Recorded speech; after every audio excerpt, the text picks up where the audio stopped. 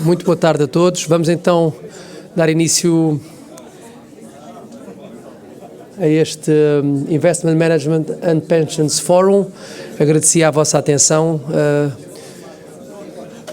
Tomem os vossos lugares. Vamos falar em inglês. Good afternoon. Welcome to the first edition of the Investment Management and Pension Forum. This conference is organized by APFIP and has the special support of three entities to whom we would like to thank for their valuable collaboration: Amundi, Fidelity and Schroders. Before starting the discussions of this afternoon, João Prata, chairman of the Portuguese Association of Investment Funds and Asset Managers will take the stage to give us a brief welcome and introduction. Dr. João Pratas, por favor.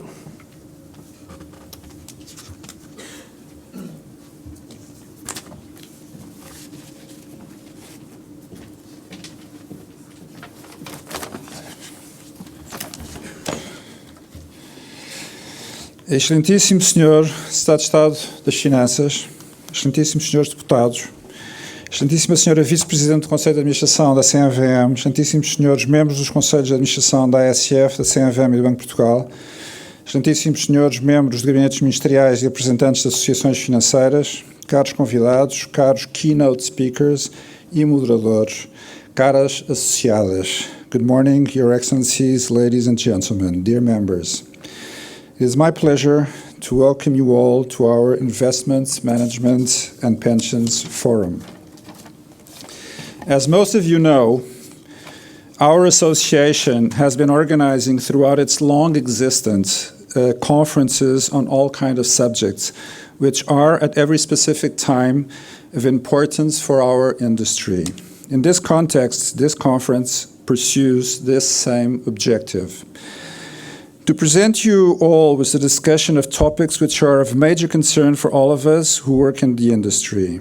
The conference is therefore divided in three distinctive parts. The first one will focus on the markets, where we have to invest our clients' assets and how these might evolve. The second part will analyze pieces of legislation that condition or might come to condition the way business is conducted. And finally, the third part carries the objective of looking in foreseeable changes both in tendencies and products in order to consider how these changes can shape the future of our industry.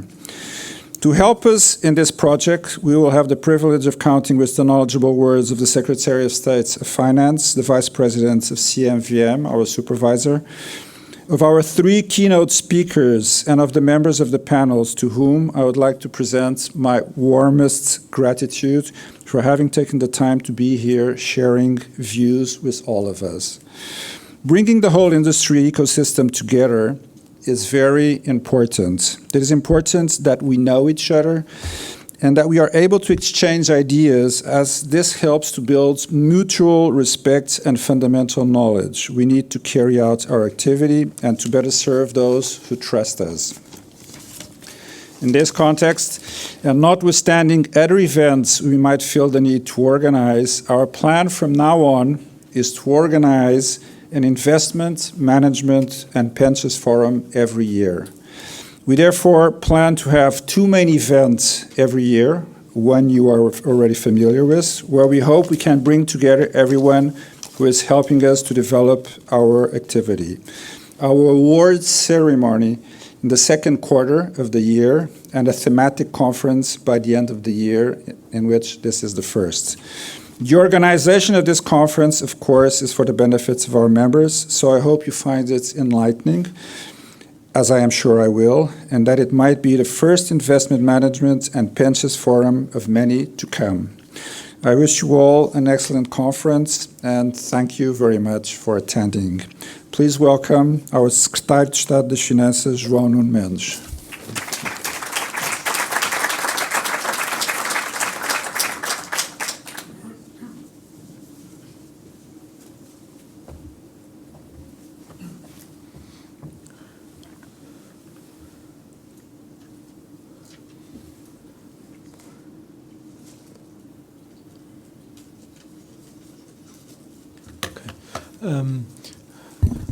Boa tarde a todos.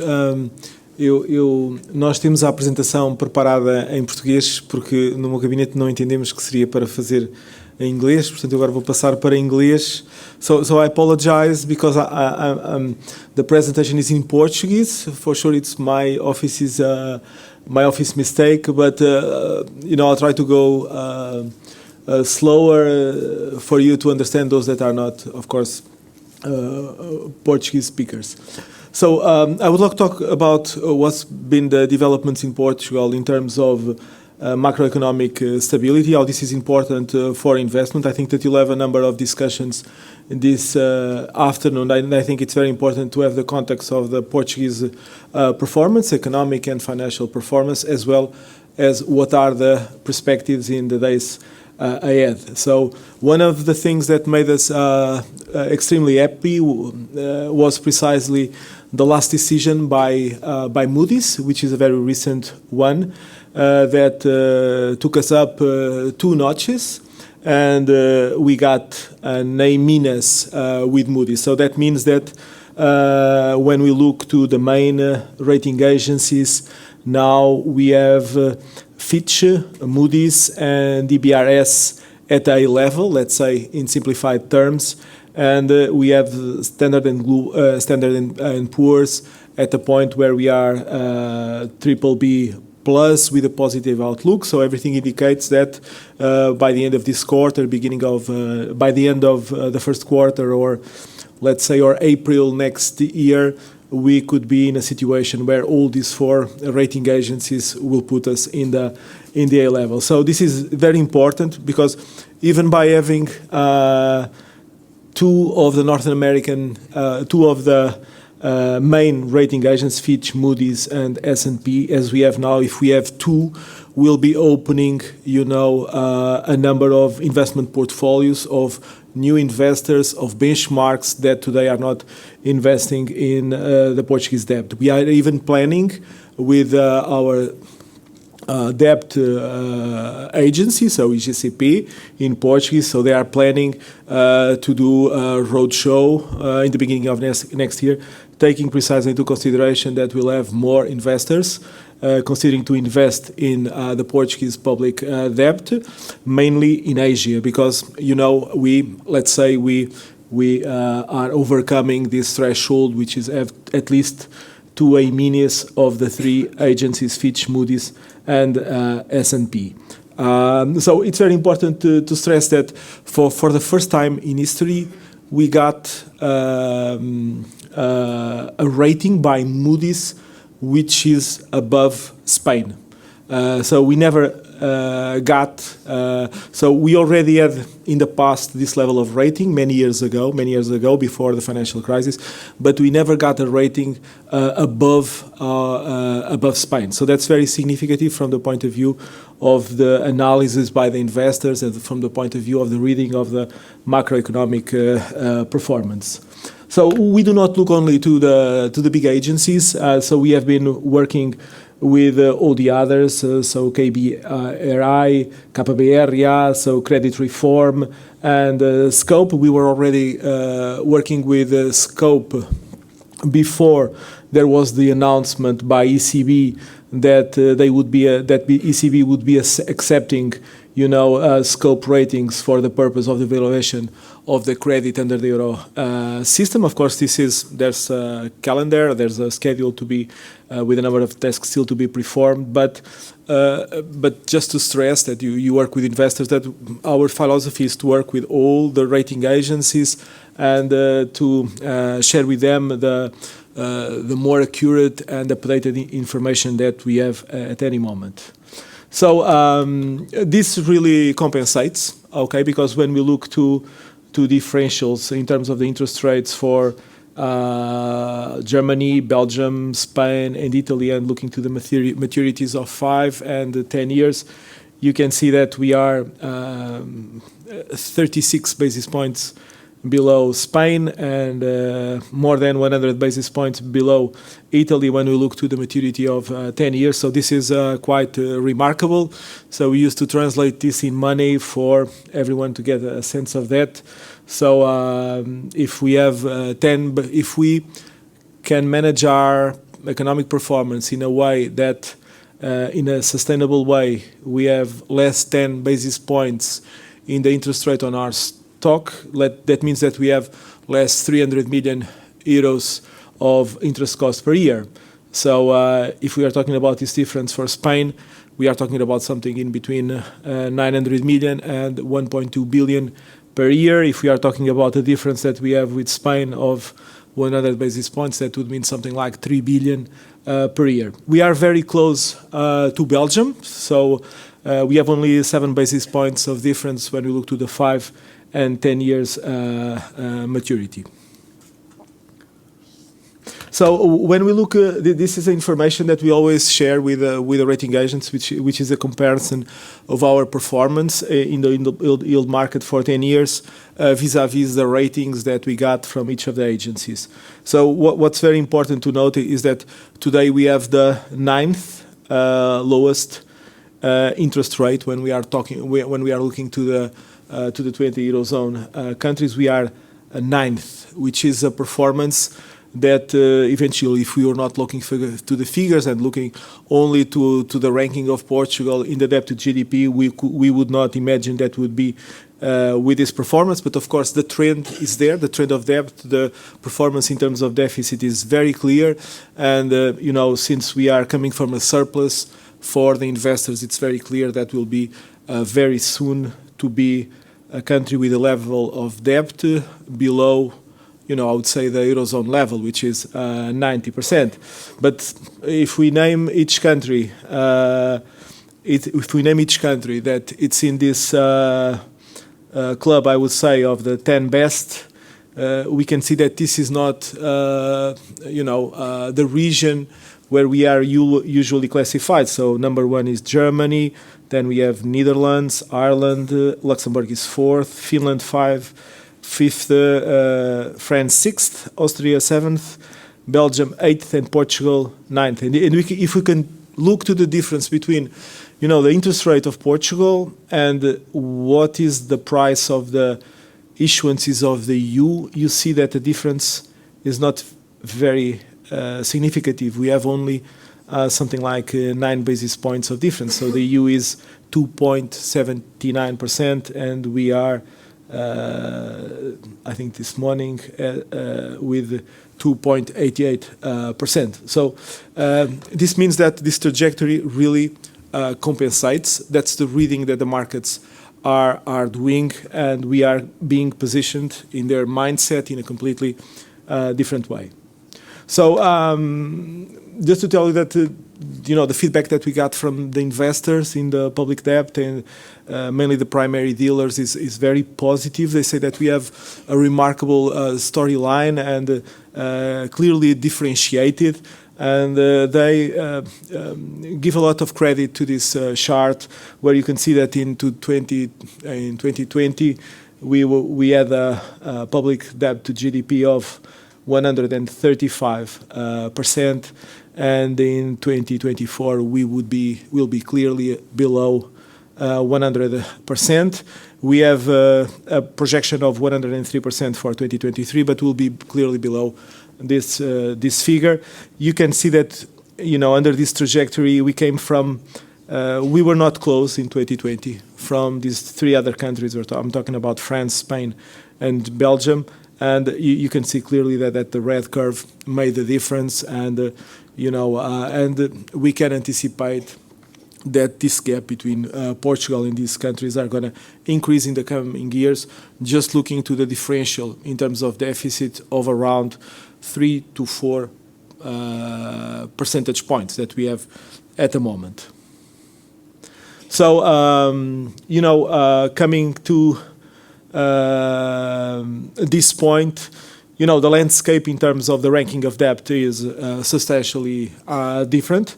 So we are not only below Greece and Italy, but will be below France, we are already below France, Belgium, and Spain this year, which is very remarkable, and will be increasing the distance in 2024.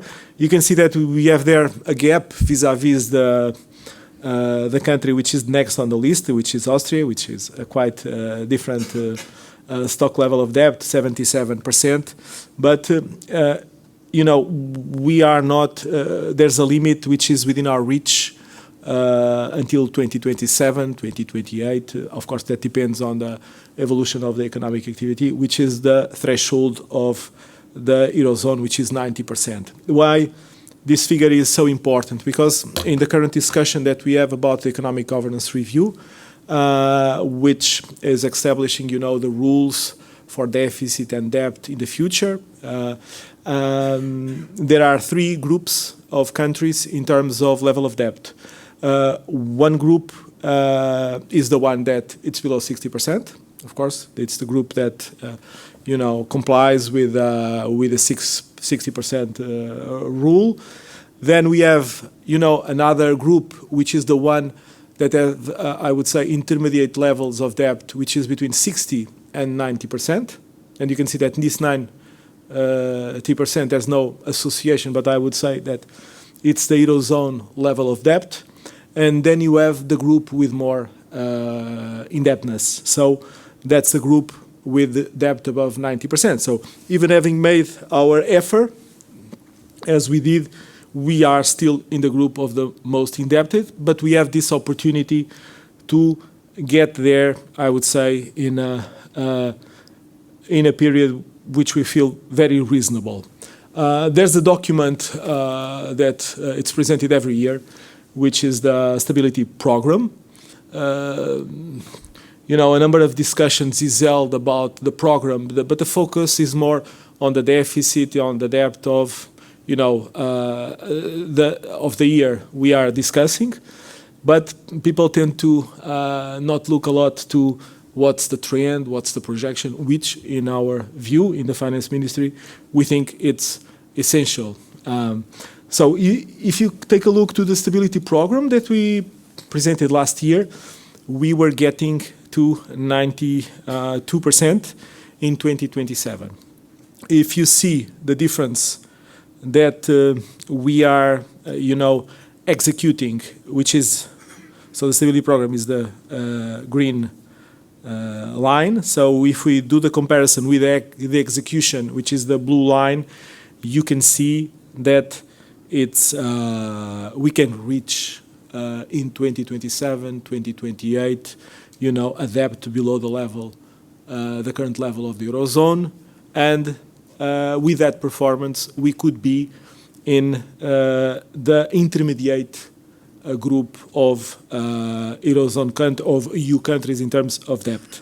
So that's also consistent with the feedback that we are getting from the financial markets and the investment banks that say that Portugal can be moving from, we are not core, of course, but maybe we are moving from the periphery to a kind of semi-core space in the way the markets are seeing our debt and the yield of our debt. And this is consistent with the current hierarchy of interest rates that I showed you before, which puts us in that 9th place in terms of the lowest yields. So I would say that having as feasible to be below 90% within the term of a stability program, that crystallizes the path that we have been doing under this concept of the semi-core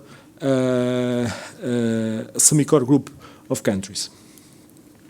So and why, you know, it's by keeping the path that we have, we can anticipate that it's reachable when we look to the difference between our performance in 2023 and the one that we estimate for 2024. So in 2023, we have a surplus of 0.8%, and you have a number of countries, you have a huge number of countries that are above 3%, and that will be running under an excessive deficit procedure.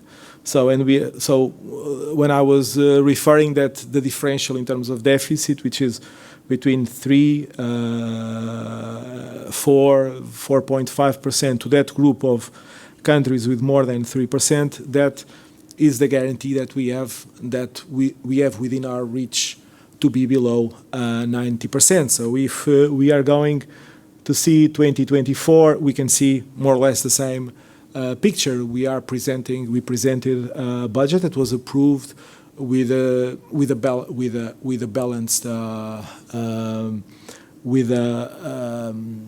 budget balanced, okay, 0.2 surplus. So it's a budget balanced. So we must take in consideration that we'll not have to go through, and we are very far to go through all that painful process that is to be under an excessive deficit procedure, which will be the case for a significant number of countries. That the basis for that will be their performance precisely in 2023. So one of the points that we would like to stress, it's the performance of our financial system. So the financial system is a backbone of the the macroeconomic stability in the finance ministry. We usually build this small chart using the European Banking Authority quarter review by pointing if we are at the green level, yellow level, red level for each of these 10 main indicators. So we have been doing that consistently. We share this with the rating agencies. So you see that these 10 indicators cover solvency, credit risk, and asset quality, profitability, funding, and liquidity. So it's a quite consistent approach. The three ranges of the yellow, green, and red, so they are built by the banking authority, and we put the lights, and you can see how we perform vis-a-vis Spain and the European Union. So we have 8 greens, 2 yellows.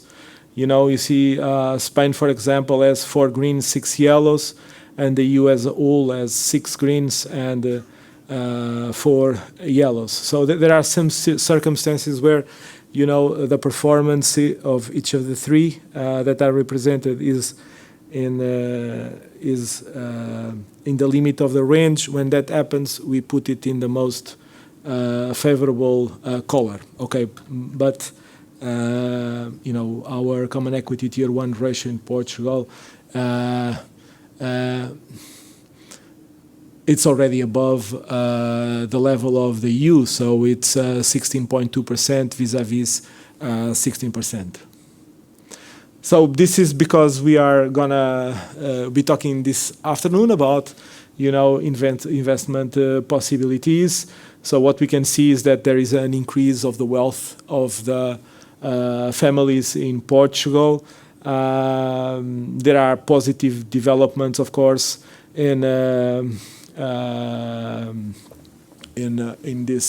components of this structure, but as we see, the housing represents around half of the wealth of the individuals, of the families. So that's something that needs to take into consideration. People know that such investment it's very important for their lives. It's also one of their main assets, and it has been consistently performing on I would say on a medium-term, long-term average above the inflation. So that's something that we need to take into consideration when we do our analysis about what could be the alternatives of investment for the individuals, and how they need to be attractive. So also it is important to note that the stock of the deposits of the families in the banks has been growing consistently. Now there is a kind of stability there, but we come from October 13 having 130 billion. We have now something like 175 billion. We think I got these figures because we think it's important for your discussion to take into consideration the way the people have their money invested. Okay, so thank you very much.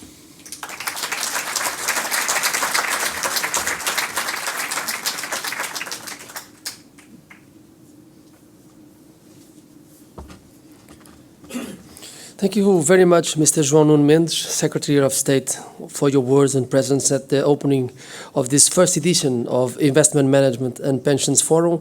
Now I call to the stage Inês Drummond, Vice President of CMVM.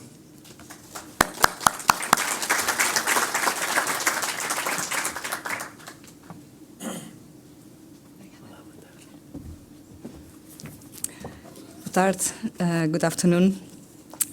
I'd like to start by thanking APFIP for the invitation and most importantly for organizing such an interesting event with such interesting topics to be covered today and very good speakers as well.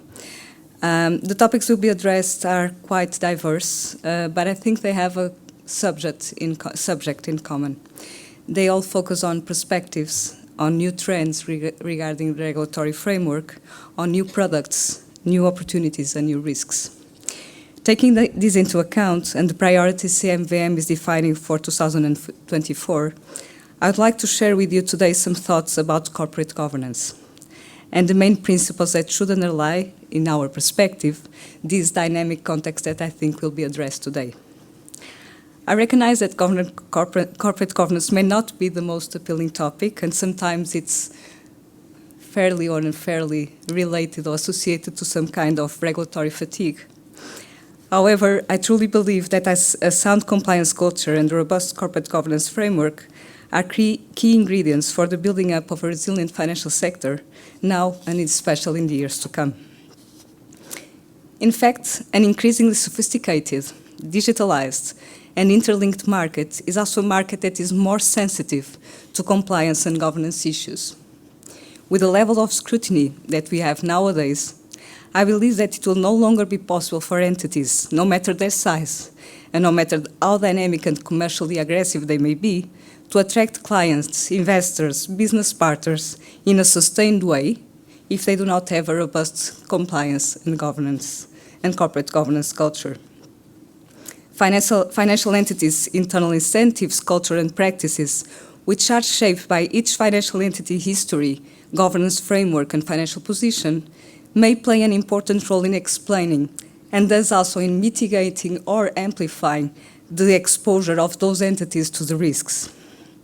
Governance and compliance should thus be seen as key foundations which sustain an organization through its life cycle. Long-lasting organizations are usually those that have sound governance and internal control frameworks. Corporate governance, as you know, has been for a long time a special area of focus of CMVM. Just to give some examples, I would recall our involvement in the reform of the Portuguese Companies Code aimed at reinforcing the corporate governance models and practices, the CMVM recommendations on corporate governance that have been since then updated, and the transition to self-regulation model based on the transfer of monitoring responsibilities to the Portuguese Institute of Corporate Governance, taking into account the level of maturity that the market had achieved by then. As I think you all know as well, CMVM prudential supervision powers have been expanding since 2015. Firstly, with competences regarding real estate appraisers, then auditors, crowdfunding service providers, asset managers, and more recently, investment firms. This major change required CMVM to develop and implement new supervisor models and tools. This is, of course, challenging. It's challenging for us, it's challenging for the supervised entities. And part of this challenge is related to the fact that some of prudential tools being used are of a qualitative nature. In-depth qualitative information about financial institutions is as essential for prudential supervision as is reliable quantitative information. And this also applies to supervisory measures being implemented. Quantitative prudential requirements must be complemented with qualitative measures to guarantee the resilience of the financial sector.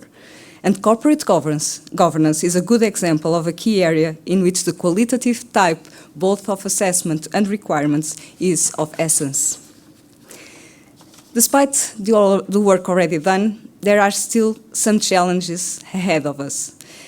And among these challenges, I will highlight 4. Firstly, the setting up of a robust and effective compliance and governance framework is still seen sometimes merely as a cost or a burden imposed by regulation with no clear positive impact. And this usually leads to situations in which this framework is not sufficiently developed. Secondly, but of course related to the former, executive directors might be clearly focused on the business, which is of course important, I'm not saying it's not important, but not sufficiently focused on compliance and governance issues, leading to situations in which a compliance culture across the board is not present. Thirdly, market players frequently suggest that it's difficult to hire compliance officers and other key function holders with a desirable experience and profile. And here I think that the problem may be both on the supply, the lack of the scarcity of resources, but also on the demand side, so on the conditions offered to these key players. And finally, the internal policies and procedures are commonly prepared for external legal advisors and not always clearly adapt to the specific characteristics of each company and not generally known by the company's staff. One can argue, of course, that the Portuguese capital market is too small and that our largest companies are nevertheless small players when considered against a European or international scale. And CMVM clearly acknowledged this, and a lot of work has been done in recent years and in different areas supervised by CMVM to promote level playing field and an adequate level of proportionality. But I also want to stress that the proportionality should not prevent us from having in place adequate corporate governance frameworks and internal control mechanisms. And this leads me to 2 main considerations on the proportionality principle. Firstly, to acknowledge that this principle is a vital instrument for achieving fair regulation and supervision in an increasingly competitive and innovative European market. As frequently stressed by policymakers, supervisors and market players, the regulatory and supervisory framework must consider in any situation the size, the nature, the scale, the activities, the complexity of each company's business. That being said, the proportionality principles should neither be understood as a wide waiver for small-sized companies, nor as a generic argument to sustain that corporate governance and internal control mechanisms are not of essence. Of course, that larger companies are required to have more sophisticated governance arrangements and internal control mechanisms in place than smaller firms. But robust and effective governance and compliance arrangements should always be in place regardless the size and complexity of each company's activity.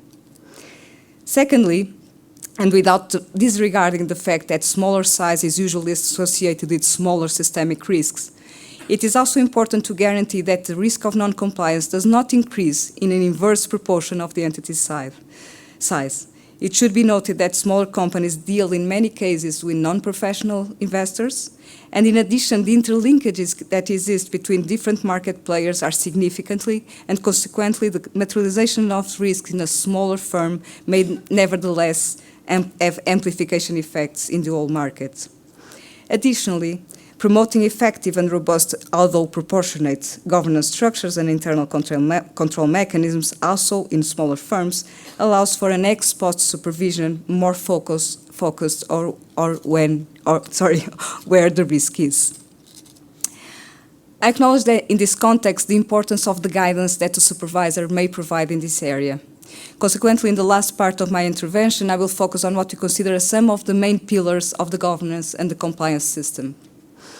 I have selected, given the limitations of time, 3 main topics. Firstly, the suitability of the members of corporate bodies. The suitability of these members, particularly the ones that effectively conduct the business of the company, is of paramount importance. The good functioning of capital markets is usually based on trust, particularly the trust that clients and investors have in financial institutions to manage their savings. The loss of confidence, even if idiosyncratic, so even if associated to a specific institution, is a sort of a viral infection that can quickly spread into the entire market with devastating consequences. I will not want to focus today here on the cliche that trust takes a long time to conquer but is lost in seconds, but rather focus on a more positive idea, which is the capital markets have their own way to recover confidence, because this kind of episodes will always occur in the future, but the market must find the solutions to recover confidence. But for that to happen, the suitability of the members of corporate bodies, evaluated against a framework of high ethical standards and experience, is of the utmost importance. The assessment of reputation, honesty, integrity should thus be based on criteria which are as objective as possible and that are known to everyone. And CMVM took a step in this direction when, for more than 3 years ago, published guidelines defining criteria for assessing the suitability of members of corporate bodies. Let me now turn to the second pillar, which involves the proper allocation of internal responsibilities and the setting up of robust procedures related to information flows and decision-making process, thus enabling an effective coordination across the various functions of each entity. And in this regard, the compliance officer plays an essential role. So it's kind of a key line in defense in each company, someone who monitors the supervised entity from a vantage point. By interacting with the entire organization on a daily basis, the compliance officer has a deep knowledge of the entity, its employees, its activity, its clients, so as a broad perspective of the entity. Therefore, the compliance officer is in a strategic position to detect compliance risks, to prevent non-compliance, as well as to spread awareness about the rules and principles applicable to the company. I was now in the more macro perspective. In a nutshell, to foster a culture of compliance in the organization, thus supporting the board of directors in the adoption of good and well-informed decisions and in generating added value. But of course, where there is great power, there is great responsibility. And by recognizing this, MVM has been traveling in recent years a sustained path, envisioning the empowerment of the compliance officers. The entry and exit interviews of CMVM to all compliance officers have proven to be very useful. In the first 11 of this year, so until the end of November, the Prudential Supervisor Department of CMVM has already conducted more than 70 entry and exit interviews with compliance officers, a number that reflects the importance that we give to this matter. And in 2024, we plan to issue guidelines on the compliance function, something that we know have been requested by some market players and that SAM considers very relevant to give visibility to the topic and to make a qualitative leap in this field. In what concerns the decision-making and the oversight of the executive directors, I would like to highlight the regulatory change that we have witnessed in the last few years. And I'm referring in particular to two main changes related to the removal of two relevant corporate governance requirements previously imposed to the Portuguese management companies. The first one was the requirement that the board of directors shall comprise an adequate number of independent members, and the second one, that the requirement that management companies shall adopt the more complex and demanding governance structure envisaged by the regulation.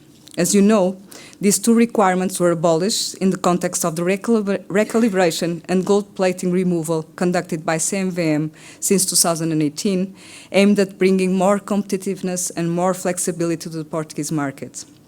Market players should take advantage of these changes by evaluating the specific context they face, their needs, their medium-term goals, and by setting up the solution more adequate for their specific characteristics, even if this solution is not anymore a requirement, but it is now an option.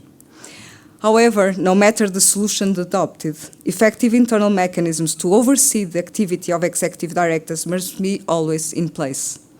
The solution to be set by each company should avoid, in particular, the concentration of powers in the executive directors, or even in part or even in one member of the board, as well as situations in which non-executive directors or the supervisory board is merely a formal arrangement. Effective time commitment and effective supervision are ingredients that cannot be put aside. And once again, this should not be seen only as a cost. This is an investment to build more resilient and value-creating financial institutions. The third and last pillar regards conflicts of interest. The regulatory framework requires management companies to act in the best interests of investors and clients and to take all reasonable steps to avoid conflicts of interest. When they cannot be avoided, asset management companies are required not only to identify, but to manage, to monitor, and where applicable, to disclose these conflicts of interest and then prevent them from affecting adversely the interests of their investors. The risks regarding conflicts of interest should not be underestimated, and we should bear in mind that most of the times we are not good in judging situations in which we are involved, even if you have the best of the intentions. That is, from a prudential and sound governance standpoint, the cases of conflicts of interest cannot be left to the judgment and ethics of each person. Rather, from a systematic point of view, they must be previously identified and continuously updated in face of the experience gained. The way each organization considers most appropriate to avoid or at least mitigate and manage each conflict of interest should thus be clearly foreseen. It is therefore important that each company has a good and comprehensive conflict of interest policy.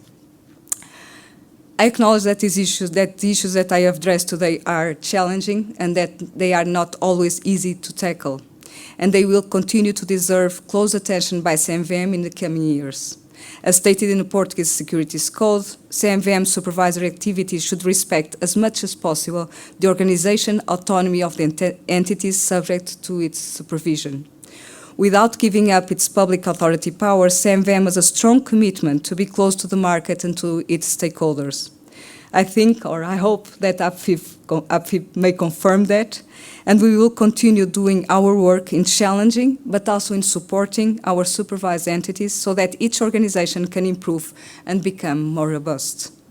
I know that APFIP, as the main association representing national asset management companies, plays a very important role in fostering best practices in these domains. The open dialogue between CMVM and APFIP, with regular meetings that take place, has been very fruitful for us, and I hope also for APFIP and for the managers they represent.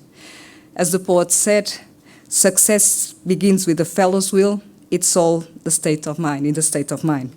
I'm sure that all of us want to succeed in making the Portuguese capital market an example when it comes to the best practice, both in terms of governance and in materially elevating the compliance culture of our financial institutions. Thank you very much.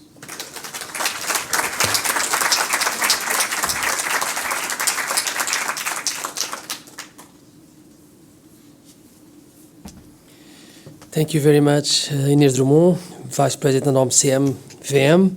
So let's start this first panel, which will make a deep dive into 2023-2024 market outlook and asset allocation, discussing the impact of interest rates, inflation, and the geopolitical situation in the fund market. And to make a short introduction to this topic, we will have with us Pedro Cisa Vieira, partner of PLMJ Advogados, former Minister of the Economy, followed by a discussion panel moderated by André Veríssimo, ECO Deputy Director, and having as speakers Pedro Cisa Vieira, Lorenzo Portelli, Head of Cross Asset Research at Amundi Investment Institute, Oscar Esteban Navarro, Fidelity Head of Sales Iberia, Luís Andrade, Head Economist of EM Gestão de Ativos, and Leonardo Fernandes, Schroders Head of Iberia. Pedro Cisa Vieira, the floor is yours.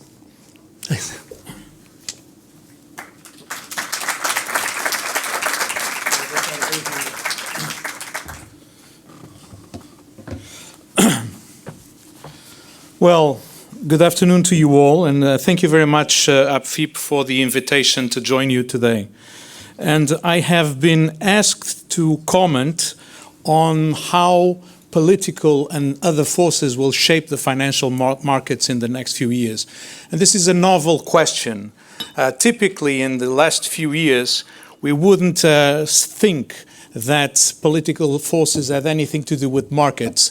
Markets supposedly were to be left alone to more efficiently allocate resources, and politics' role was to stay out of the business, maintain stable macroeconomic conditions, ensure light touch regulation, lower taxation, and a seamless circulation of goods and capital across the world. And this, therefore, seems to have been what brought us stability in the last few decades. But this all now seems to have been a short exception in the long arc of history. Let me start by saying this. Globalization was a political choice. After the end of the Cold War, the US and its allies co-opted China, Russia, and others to the multilateral order that they had created after the Second World War. And this meant that basically new institutions were also created, such as the World Trade Organization, a new generation of trade and investment agreements facilitating the circulation and the extension of global supply chains were in place. China then became the factory of the world, Russia a major supplier of energy products and natural resources. This ensured a long and stable period of growth, which has brought about the lowering of prices across all sectors as more and more labor came into the global market, particularly from China and Asia. This in turn ensured low inflation to levels unheard of before, very low interest rates, and a period of the stability which made some think that we have conquered the economic cycles. In truth, we had a few bumps in the circuit, a few crises, recessions, etc., but all seems to be short-term balances which brought things to the stability that we were brought to expect and actually have lived throughout most of our professional lives. Now, this being the case, at the same time, what we saw was the accumulation of risks and tensions in the global economy. On the one hand, it became very clear that the overextension of supply chains brought about a dependency, particularly from the West, of more developed regions, of critical raw materials, critical components, and even goods which were essential to the well-being of our populations. And this became apparent very clearly during the COVID pandemic. Not only that, the West started to feel that they were losing the technological edge which had allowed Western Europe, the United States, to be the strongest and more productive economies in the world, thereby ensuring that we could maintain welfare states and good conditions for our populations. We started to lose this as China and other regions started to accumulate knowledge and develop technologies which are critical to the economy of the future. The growth in the economy, on the other hand, was particularly in the developed countries, brought about a major increase in the consumption of fossil fuels and an unexpected growth in CO2 emissions, which created problems which are now very apparent for all humankind. China, Russia, and other powers started to accumulate wealth and knowledge, translating that into military might and claiming a new role and new voice in the world business and basically challenging the world order which had been in place before. So this in turn made that military threats started to appear, which became most obvious with the Ukrainian war a year ago. Finally, but not the least, in the West, the growth in the economy seems to have accumulated to a very few portions of the population, and inequality started to get into levels which we haven't been witnessing since the beginning of the 20th century. So this created political tensions, this created the advent of populisms and extremisms throughout the Western world, and a very subversion of the democratic landscapes that we were used to. So all these facts meant that politics came back, and came back in force, and is now reshaping the global economic order. A new era is dawning. We still don't know how it will end. But I will try to refer to a few things which I believe are going to be certain, and also some scenarios which are still uncertain. So what do we know for certain? We know for certain, first, that the competition, the global competition between the US and China will continue.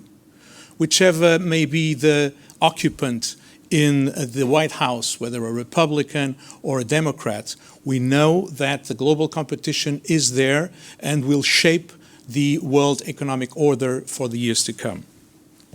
We also know that a new generation of economic policy is going to be present in the Western economies. Industrial policy, with governments heavily supporting firms in investing in new and greener technologies, in trying to ensure that no other countries can access technology which has been developed by themselves, trying to basically accelerating energy transition and reducing critical dependencies of other regions which may be seen as adversaries or competitors. A third topic is going to be the return to military spending throughout the world, particularly the Western world. The idea that economic interdependence would bring about peace and stability proved wrong. Hence, the peace dividend, which Europe in particular has benefited from in the last 30 years, is going away, and defense spending has got to increase very dramatically in the next few years. A return of government intervention in the economy will be seen in the Western world. And this is something that I don't believe everyone has still got in mind. But it's going to be felt across the economic landscape. First on trade, with tariffs, with carbon border adjustment mechanisms, with the export controls, with new competition rules, which, for instance, in the European Union mean that acquisitions of companies, European companies from third countries, are going to be subject to a vetting by the European Commission.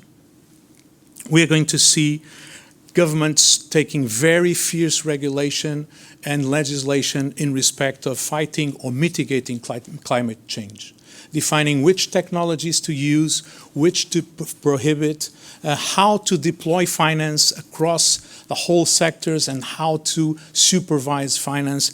This is going to be there, and it's going to be very effective. Taxation will increase. We have to pay for increased military spending. We have to pay for an aging population, with more requirements in terms of healthcare and in terms of social support. There is going to be also the need to invest in climate change mitigation and on the digital transition and skills of the population. So taxation and a stronger government regulation also in the digital sphere is going to be apparent. No more, I believe, will either the US or the EU accept that the mightiest companies in the world will create new markets which are completely unregulated, and neither does China. So these are things which I believe we can take for certain in the coming years. But what are the uncertainties there? I would put before you two major scenarios which I believe can be equally possible at this time. The first is what I would call the orderly decoupling of the global economy. This, I believe, is what the Biden administration is currently betting on. It is basically trying to make sure, this is the Biden agenda, preventing an open conflict with China and trying to mitigate tensions and manage the situations where tensions may arise. It's ensuring that Russia is contained by continuing the support to the Ukrainian and the Ukraine army. It's mostly avoiding that conflict is spreading across the Middle East. It's continuing to finance very heavily the new industry, greener and more digital in the US. That, I believe, is the agenda for the EU in this orderly, for the US in this orderly decoupling. It may also meet China's expectations for the next few years. They have to settle their own economic problems short term.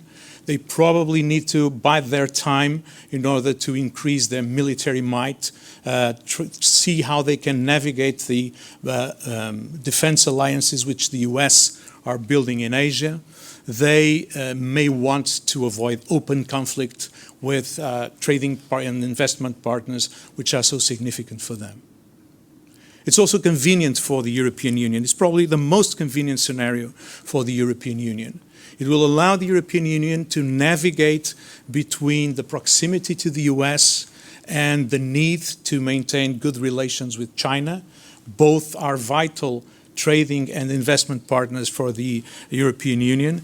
And it will also allow the European Union to build new capabilities in technology, in industry, but also to build military muscle which will be required to contain the Russia threat. Basically in a scenario where the dependency of the US on military and defense subjects may not be taken for certain eternally, the European Union will need to invest significantly in building not only military capacity, but also making sure that the enlargement does not prevent the EU from being a working political, a working polity which can take decisions for the benefit of the European populations.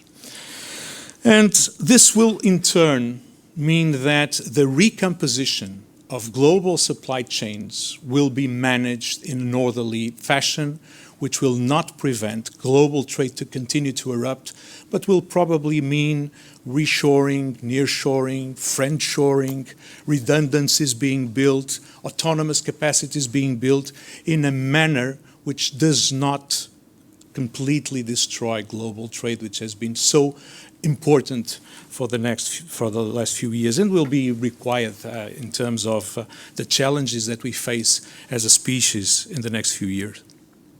But there is also an opposite scenario, which I would say is the disorderly disentangling of globalization. And it's quite the opposite. And I can think of a few situations which will be evident in 2024, which can create the conditions for this disorderly disentanglement to happen. First is going to be the US presidential election. If we have a President Trump again, I think that the uncertainty that allies and foes alike can count from the United States, the possibility that more isolated United States, which is retrenching from the world stage, is going to create a lot of problems. It's going to be another situation is going to arise out of the results for next year's European Parliament elections. We can have a paralyzed European Union if forces which are opposed to further European integration, to continued support for Ukraine, for the reform of the European institutions, come to have significant might, both in the Parliament and in the Council, and therefore create a paralyzed European Union which cannot face up to the challenges that these next few years will present.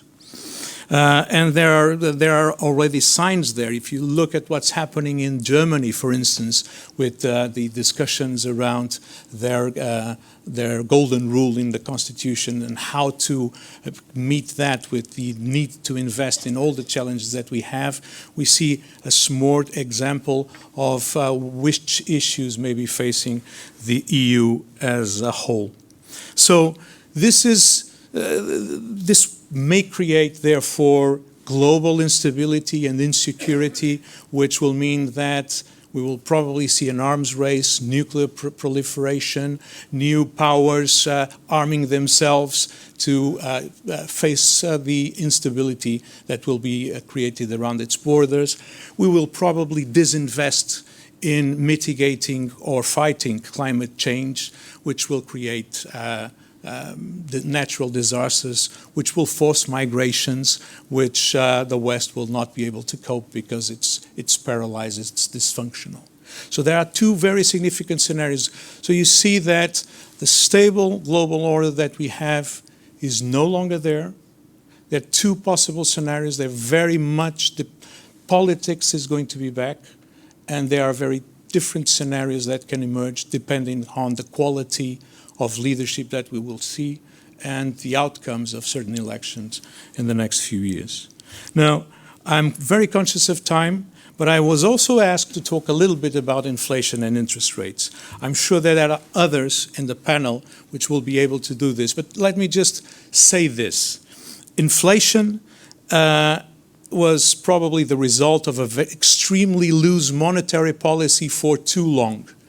And we came to think that very low interest rates, negative interest rates, was how we should manage our expectations going forward. It's no longer going to be that. Now, in Europe, of course, the ECB reacted late to increase the inflation, but then it reacted very fast, very abruptly. Inflation came down even faster than it came up. All signs are there, and investors seems to be betting that the impact of the increased interest rates that the ECB has set so fast have yet to be felt because of the lag between monetary policy decisions and the impact in the real economy. So in a weakening European economy, this may be prompting reducing interest rates faster than was expected a few months ago, or at least that's what some investors have been betting on. To quote The Economist just yesterday, the ECB was too slow to react to rising inflation. Now it runs the risk of being too slow to react on the way down as well. So a lot of uncertainty, but certainly also lots of opportunities. Asset managers taking decisions to allocate resources, to talk to clients, investors and savers are going to have to explain a lot and think a lot hard and react very fast to circumstances.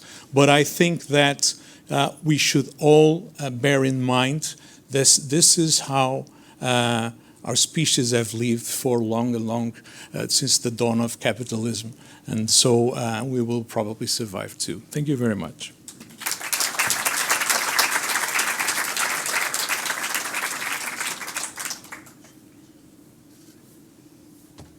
You can sit. So, thank you so much, Preciso Vieira, for these words. And now, to begin this discussion of this first panel, I invite all the speakers to the stage. And so, to start this first panel, Lorenzo Portelli, Head of Cross Asset Research at Amundi Investment Institute, Oscar Esteban Navarro, Fidelity Head of Sales Iberia, Luis Andrade, Head Economist of EM Gestão de Ativos, and Leonardo Fernandes, Schroders Head of Iberia.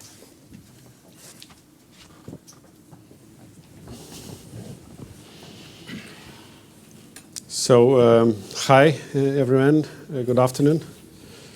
Thank you all for joining us in this panel. I would like also to thank AppFib for the invitation for Eco to be a partner in this great event. Let's start. And Lorenzo, I would like to start by you. As we already heard, inflation is coming down. It was 3.1% in the US in November and 2.4% in the Eurozone. This conference happens at a time when investors and central banks seem to be a little bit at odds about the path for interest rates. What is your expectation? Well, our expectation is for having an inflation normalization in the next 2 years. So we strongly believe that central banks in the end, maybe later than expected, will succeed in receding inflation. And we think that in 2024 we will see central banks cutting rates. But let me, apologies Christina if I decided to change a bit the answers to these questions, because it's a very interesting topic. The Prime Minister mentioned before, related to long-term inflation expectations. Now they are okay. But bear in mind that inflation pressure will come not for above trend demand, not for virtuous reasons, but for the electrification of the world, for taxation. We have to recalibrate completely how we produce goods and service in a more efficient, more green way, and this will bring cost. One cost can be inflation. So first of all, good next year we will see lower long-term rates, but we have to also bear in mind that we shouldn't expect too much from that. Okay, for a positive thing, for central banks, they are still under control on the long term, and they avoided a spike, a massive spike in long term. So this is good. We can say that their mission was accomplished for now. Sure, yeah. Okay. And do you have an opinion on who might begin cutting rates first, the ECB or the Federal Reserve? A good race. Okay, let's assume the fundamentals should suggest this week before Fed for maybe ECB, but we still see a potential disappointment for the markets on the ECB. So we still think that Fed is in a first position now on this race. But anyway, we see both cutting rates in spring next year. Spring next year, okay. Oscar, in the current situation of uncertainty in the markets, what is your selling strategy to the clients, both for the medium term and also for the long term? How should they position themselves right now?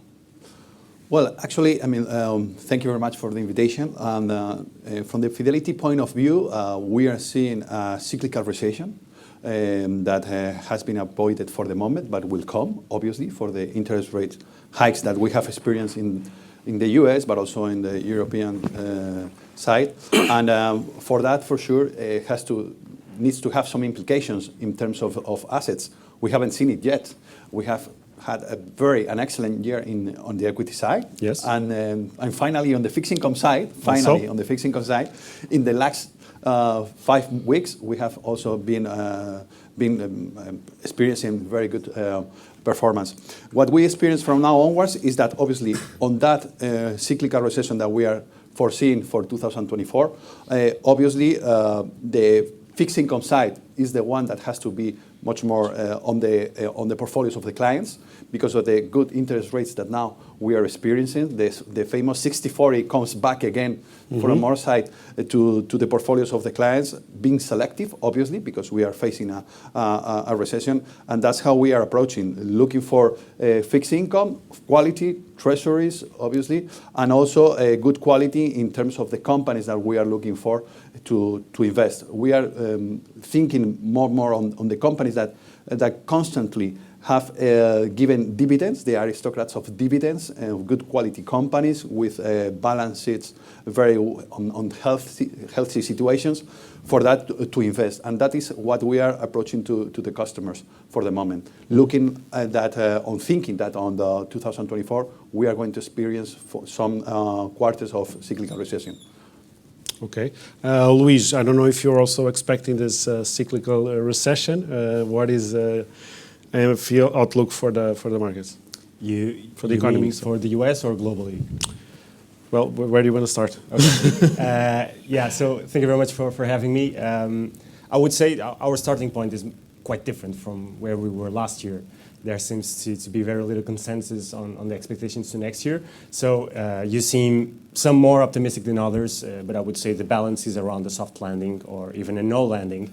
So it depends on who you're talking with and whose arguments are stronger. Mm-hmm. But overall, I see that's the kind of scenario, and I would like to, before I give you a clear answer, to elaborate on three factors which I believe were key for the US's outperformance this year, which were firstly, fiscal policy. I believe it was quite important, not necessarily on discretionary spending, but overall some policies, the CHIPS Act, the IRA were significant to investments. And in a way, basically the US deficit doubled over the past year. Following the debt ceiling agreement a few months ago, it won't be, there's no space for additional discretionary spending in the US. So basically it will not be a tailwind certainly next year. It might be a mild headwind ahead of us. Then we have the excess saving. It's an abstract concept. So it's not clear what sort of implications it might have on the economies. But to be honest, I would summarize it in two topics. First of all, who owns it? And it's the majority of it is richer, wealthier families. And secondly, where it is, where those amounts are. And basically, it was used for a number of proceeds. It was used for down payments on debt. It was used for households to invest in equities, in bonds, in real estate. So it's not necessarily sitting on deposit banks, on deposits on the banks, on the banking sector. It's not liquid assets. Yeah. So basically, it's not really a driver. It won't be, in my perception, it won't be really a driver of consumption from here. And then we have my favorite topic, which is something that was mentioned a few moments ago, which is long and variable lags of monetary policy. So a simple way of putting this is that after 10 years of very low interest rates, companies and households managed to fix their debt at very low levels and actually to extend that debt over a few more years. And that happened during the pandemic even more extensively. And basically now when you look at the 30-year mortgage rates, they are sitting around 7%, 7.2%. So it was quite an increase over the past few years. From the lower levels, it was a spike of 440 basis points. So it was massive. And when you compare it with the actual interest rates families are paying, the increase from the lows was 40 basis points. And it's now sitting at 3.7%. So basically, we had a transformation. The monetary policy transition was very mild. It was around 10% of the overall increase. Okay, you might tell me that mortgage interest rates will come down, so from the 7 to lower levels as the central banks cut rates, but there will still be a transition from the effective interest rates families are paying. So long way of saying that this monetary policy transition will take a while longer. And the same happens with corporates, and it was already said. So corporates were sitting on cash, they extended the debt maturities, they are now paying very low interest rates because of that, and are actually clipping the higher interest rates in markets through that. And the net interest income, the net interest payments they're delivering is at the lowest since 2006, which is crazy. It's almost unthinkable. That are going to go up. Yeah, it has to. So it should be a matter of time, and these factors will build up as time goes by. So all then- in all, your outlook is mildly positive, negative? Yeah. I will now elaborate on that. So, long story short, history is not great at delivering us soft landings. So, in the last 70 years, 13 rate hike cycles, only 3 didn't end up in a recession. Of those 3, the main character was the Fed, the monetary policy, and they delivered quite early rate cuts, and they were quite pro-cyclical in managing the cycle. And they basically cut quite significantly the rates at those 3 instances where the soft landings happened. And I believe markets are playing that script, and they expect them to cut enough to avoid any significant damage and to go through this in a stable way. I'm much more skeptic, so I'm on the Fidelity side on this. I believe even if they cut, and I believe they will cut, and even they may even deliver what markets are expecting, even if they do, real rates will still be positive, nominal rates will still be above neutral rates, so there will still be pain being felt, and therefore I'm slightly cautious, and I expect a recession, not a significant one, probably between 0.5 and even 1% at the worst case, but still a recession in the US most likely. In Europe, very stable and poor economic framework is my expectation. Leonardo, thank you. Leonardo, Pedro already mentioned this big trend of deglobalization and fragmentation. When you look at your product portfolios at Schroders, how do you factor this trend into the way you manage the portfolios? And what's your view on the impact that this trend may have on, for instance, non-Western countries that might feel the pain of this trend towards deglobalization? What's your view? Well, first of all, thank you very much for the invitation and having Schroders here. First of all, let me start with a work that Schroders has been doing for the last 2 years, and it's about what we call the 3D reset. And these 3Ds relates to the globalization, the demographics, and decarbonization. So these are what we identify that are going to be the macro trends that will affect the inflation and growth into the future.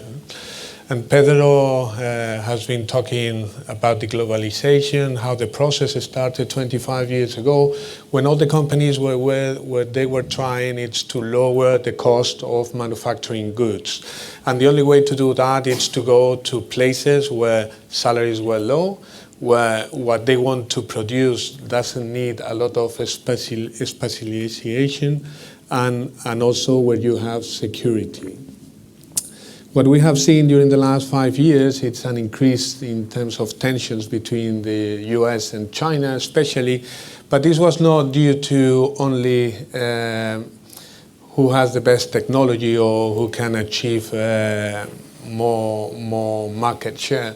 I think it was more about who is going to be the leader into the future. As United States started to see that China was taking the control of the world. And of course, this has been exacerbated through the COVID, where not only this future power it's on top of the politics, but also about the security. The security on the manufacturing. We need to remind that companies normally they have low inventories at the moment, so they need the products at the right time on the right place. And this has made companies to rethink how their production should be. And Pedro mentioned about the reshoring, onshoring, or nearshoring. And of course, there will be countries that will benefit for all this process, like Mexico, close to the US, Eastern Europe, here in Europe, and other Asian countries like Bangladesh, Vietnam, etc. That will benefit from this transfer. One point that we strongly believe is that they need to stay counting into China. First of all, because they have the capacity of production, which it's not available elsewhere in the world. So they need to build new factories, etc. And it has a cost. It takes time. And also you need to train the people. At the end, China has been doing for 25 years. If you need to start again in another country, you need to train these people. And another aspect that is really relevant is that the main demanding of some of these products are in Asia and in China in particular. So the increase of this population that is able to consume goods, it's important for the country. Just to give you a data, when you analyze the S&P 500, 50% of the goods are sold out of the US and the rest of the world. So this means that it's not only about where you produce, but also where you sell these goods. So the interdependence will keep being very high.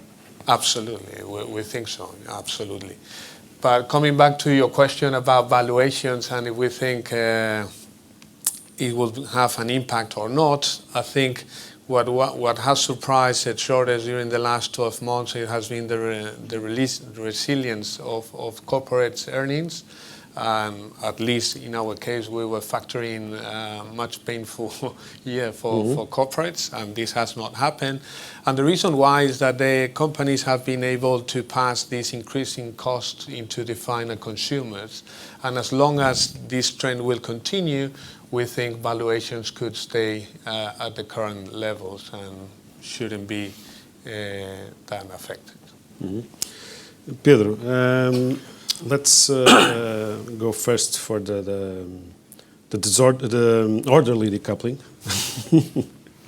instead of the disorderly disentanglement. What these trends may mean for a country like Portugal? Well, I think what Leonardo was talking about, the recomposition of global supply chains is benefiting countries in the periphery of the large consumption centers, is also something that will benefit Portugal and Spain equally, I would say. It's what we are seeing for the last few years is that indeed we are capturing a lot of foreign direct investment in a number of sectors, particularly industry and technology. And this is being brought about by a couple of things, not only the global forces shaping the economy, but also by the fact that we have now human resources with capabilities which were lacking in the country 20 years ago.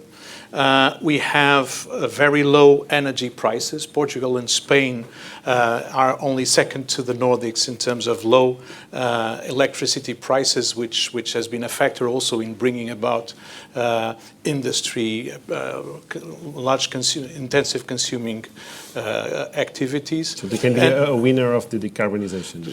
And also the fact that we're very well interconnected, both to Europe but also to the Americas and Africa. So it's a quite nice place to be in the right moment in time. And I do believe also that irrespective of how the things may evolve globally, these trends will be there.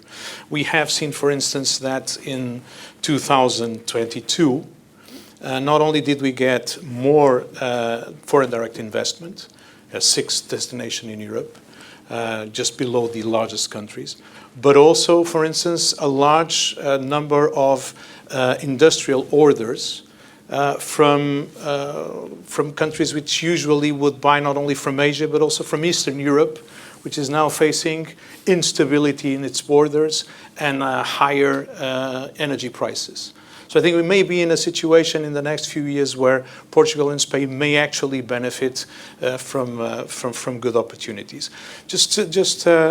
We should not, if the opportunities are there, we need to make sure that we are capable of making them come to fruition.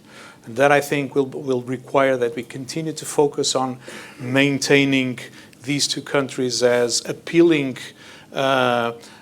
investment destinations open to the world with a benign and stable economy, but also making sure in our case that we are very much committed to very strong public finances. I mean, we heard about the benefit that we have been having in respect of the lower financing costs that we are now benefiting. We are going to see in the next few years an increase in capital investment, basically coming from the next generation EU funds, which take a long time to gain momentum, but are finally coming into fruition. So I would expect these factors to be positive for Portugal in the next few years, irrespective of the globe, provided we maintain a commitment to stable public finance and not start to pay more and lower taxes, which I believe is can cost a lot in the near future. Stay on the right path. Yeah. Lorenzo, so the year turned out to be quite good for equities, and the last months also for bonds. So what is your outlook for 2024? Do you see this trend continuing? Yeah, in a way that we think that after a sort of correction in the first half of the next year, because basically we share the concern on U.S. equities, on U.S. economy, we see a technical recession maybe milder than the colleagues mentioned, but we think that in the second half we should see a profit recovery. You have to bear in mind that due to globalization, we forgot completely one important component in cost side in the profit equation. So revenues minus cost.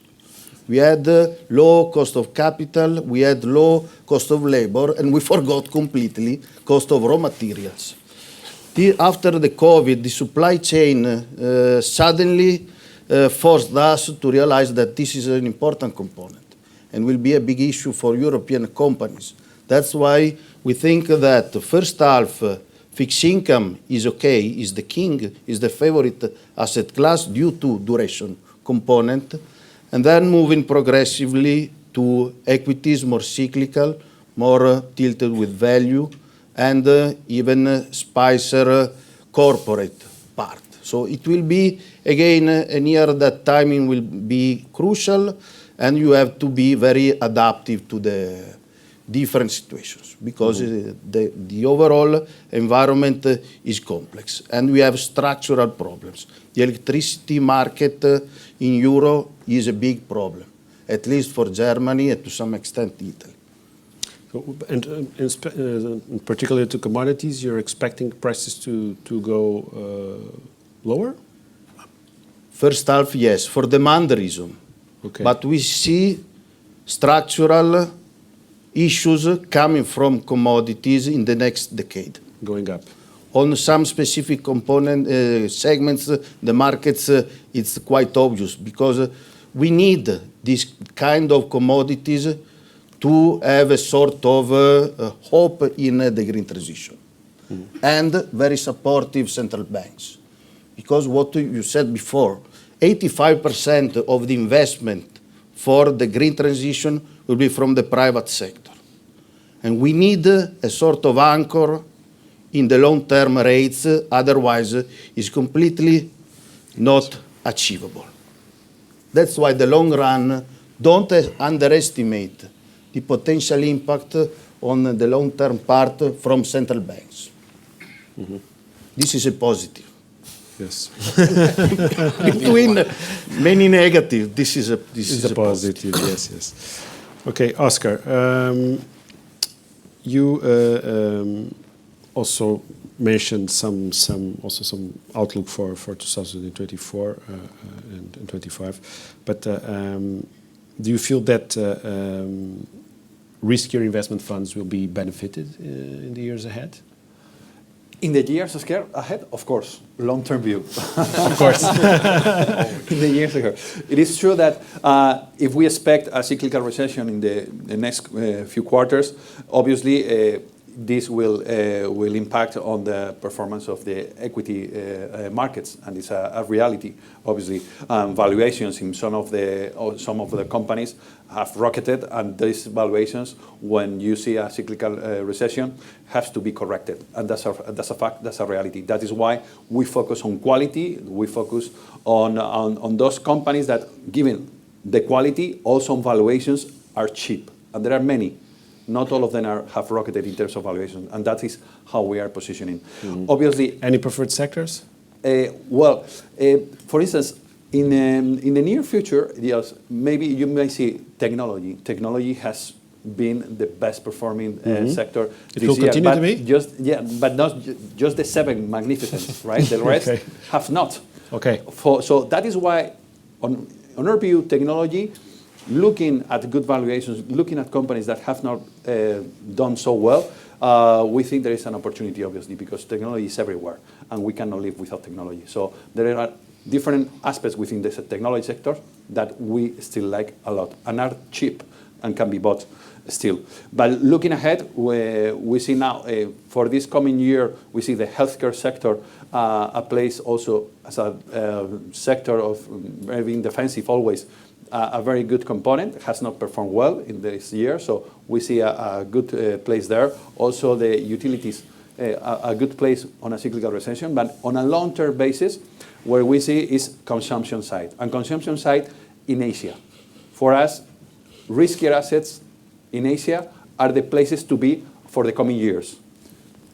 Due to China and what has happened in China in the last 2.5 years, obviously valuations in China have gone down dramatically. And let's face it, China at the end is a great component of the GDP. 70% of the GDP in 2023 comes from Asia. And that's a reality that the portfolios have to include in their assets. Now the average portfolios have 5 up to 10, the most aggressive ones, but no more. 70% contribution on GDP, only 5% on the portfolios. So that gap will close in the next... Absolutely, has to. Yes. So for us, given the valuations, given the opportunity of consumption, over 1 billion people in India, in China, consumption, for us, the riskier assets to be invested are there for the coming years. Luis, we already talked about some of the risks that lie ahead, but I would like also to have your view. And if you believe that, because there's some talk about that in the next years we'll have a growth trend that will be lower than we had previously, even after the COVID. Is that also your opinion? It depends. Yes, yet again, it depends a little bit on the blocks you're focusing on. And starting off by your second question, I see growth being softer on a global basis. Let's look like that. Focus on that because China will slow down necessarily. Their structural growth, their potential growth is coming down. India, I'm not entirely sure, given the productivity issues they have. I'm not entirely sure if they manage to grow as much as they have over the past few years. And I mean, there's challenges in the developed economies, from Euro area to the US and to the UK. So yeah, I would say, roughly speaking, that will be my scenario as well. On the major risks, I would emphasize 2 positive and 2 negative. Starting off by the negative one, inflation. Everyone loves a comeback story. Inflation wouldn't be a nice one. And indeed, empirical studies in the past tells us that usually following a spike in inflation, there are other waves that may come up and do come up sometimes. And if it does, central banks will have to hit the road again and probably be even more aggressive, and that wouldn't be nice either for economic terms and for markets. So that would be the major risk I would identify. I wouldn't give it a huge probability, but it's clear it's something we have to bear in mind. Secondly, I would emphasize on the negative front the emergence of financial markets instability. We had a huge increase in interest rates over the past couple of years. We were all used, in especially private markets and other segments, were pretty adapted to really low interest rates. Now things changed, and there may be risks emerging that we are not even aware of yet. So there may be issues in the private markets, in leverage loans, in commercial real estate, which is one of the major suspects, let's say, that even in the banking sector, as we had last year, in the beginning of this year. So that let's hope not, but it may emerge. It would be very, very negative for that we have no visibility right now, but or low visibility right now, but will happen.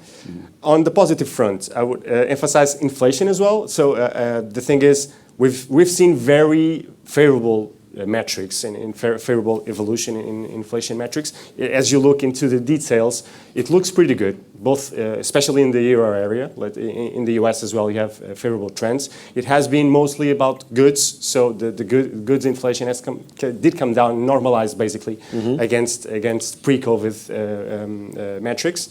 On the inflation on the services side, apologies, it's still coming down, but in elevated levels. There's still space to improve.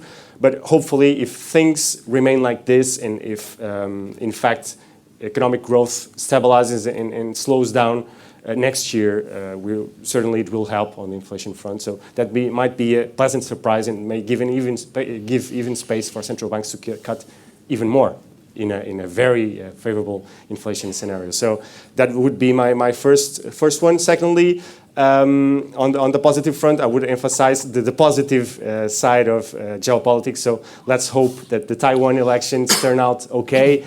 Let's hope that the US elections don't bring a lot of volatility, which it may do. But if things de-escalate on the Middle East, if the Russia situation on Ukraine also normalizes and eventually even elapses, that would be great for inflation and at the end of the day also great for central banks and the overall economy. Leonardo, I wanted to go into the political topic with you also. So this will be clearly an additional risk for the markets in 2024, given the events that we already have today and those that we know will happen in 2024. Absolutely. I think markets don't like instability, and these kind of elections can create short-term volatility into the market. But at the same time, we like to see the other side of the coin, and it's that it creates opportunity. When we manage portfolios, it's really difficult to include that into a risk assessment, let's say, because some of them are really binary, or it's one or the other. So you need to position yourself into the ones that you feel it's going to be more probable.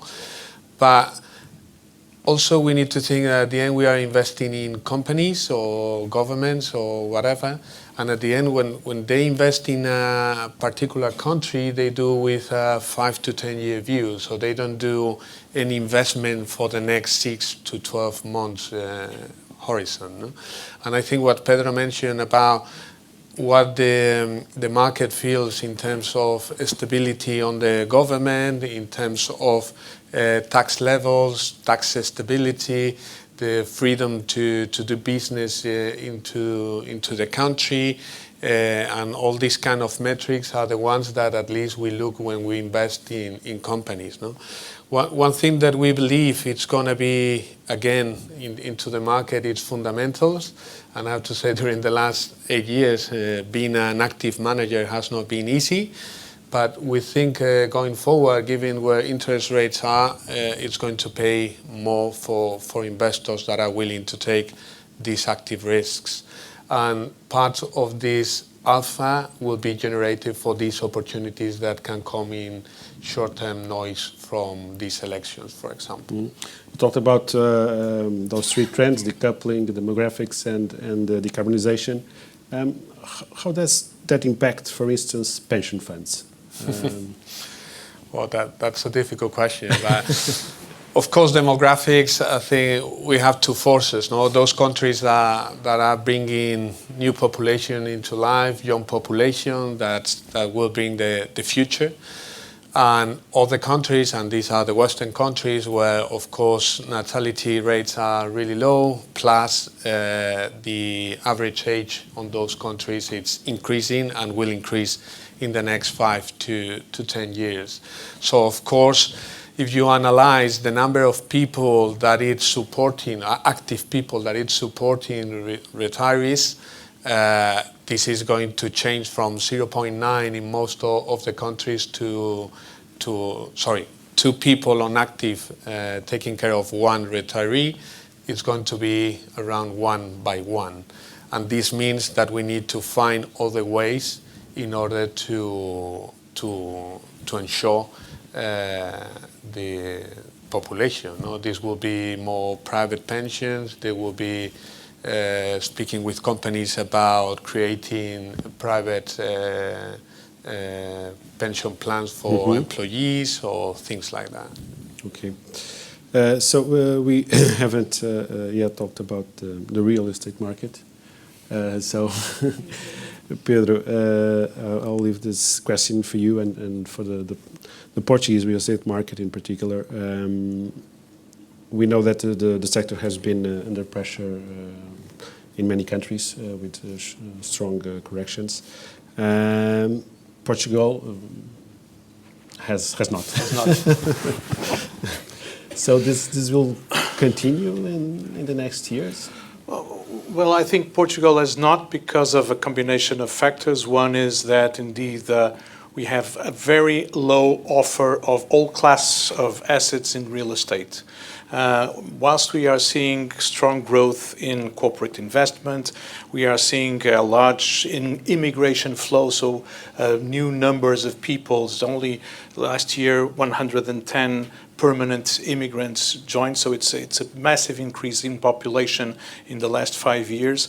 We are seeing that because of more industrialization, logistics are taking new importance in the country. So there's a demand which is very strong for all sorts of real estate assets, whilst at the same time we have very significant constraints, both in terms of land available for development and in terms of planning permissions, because more than proceedings being slow, the fact is that the rules in terms of new construction are very strict in cities and outside.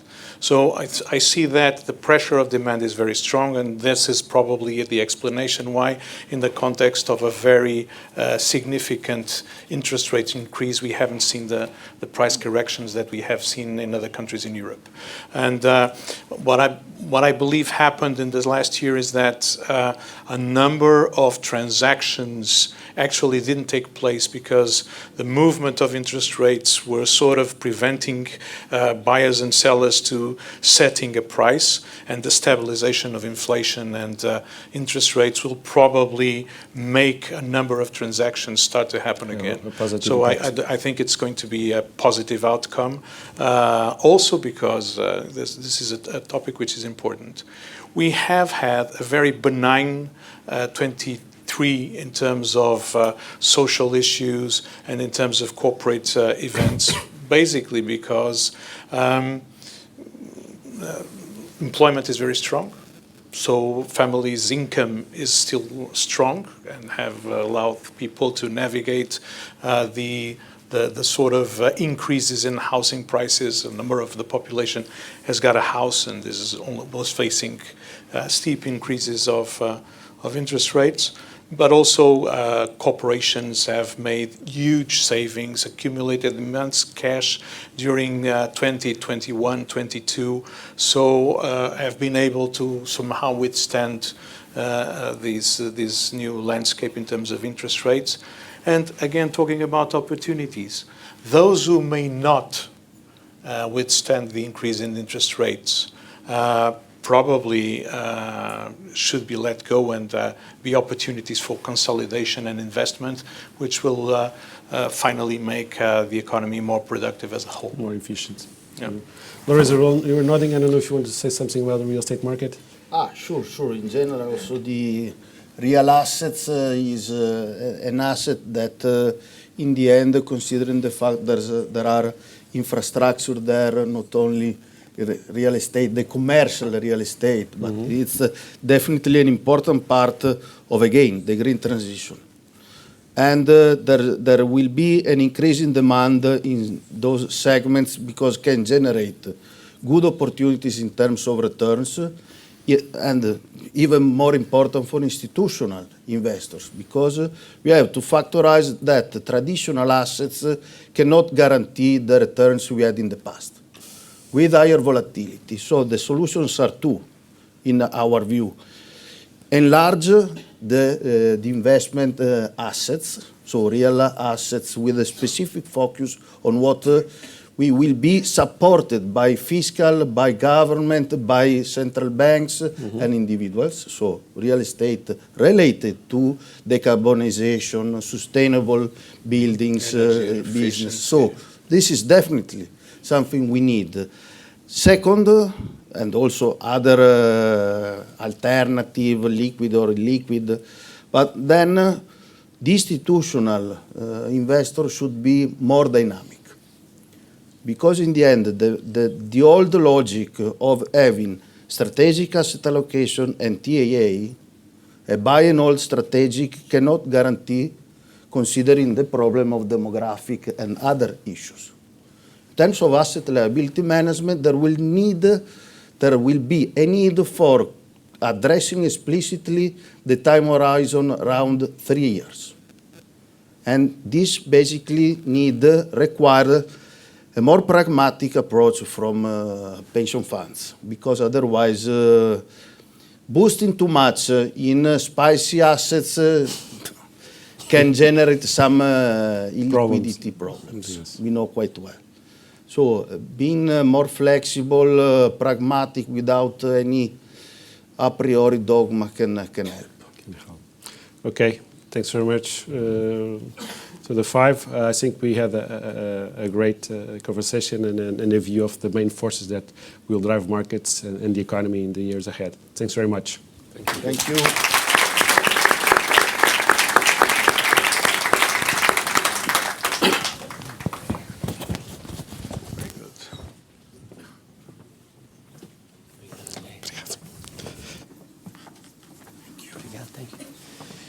Thank you, Andrea Verissimo, and all the speakers. So we final this first panel. Now it's time to go to the second panel. Thank you again to all the speakers of this first discussion, for sharing your views about the market outlook. And now for the second panel, we dedicate to the topic, the regulatory outlook of investment funds, ESG investing, ESG ratings, review of the SFDR delegate regulation by retail investment strategy. Will these measures help to attract households' investment? Tanguy van der Werf, Director General of European Fund and Asset Management Association, will give us a short introduction to this topic, which will be followed by a discussion panel moderated by Paulo Câmara, partner of Cervelo e Associados, having as speakers Tanguy van der Werf, Yannick Rollin, Head of Global Products at Amundi, Cristina Brízido, Chairman of the Board of Caixa Gestão de Ativos, Ghislain Périssé, Fidelity Head of Insurance Solution Europe, Nathael Rebondi, Schroders Head of Sustainability Europe. And now we invite Tanguy van der Werf. The floor is yours for a brief introduction. Thank you.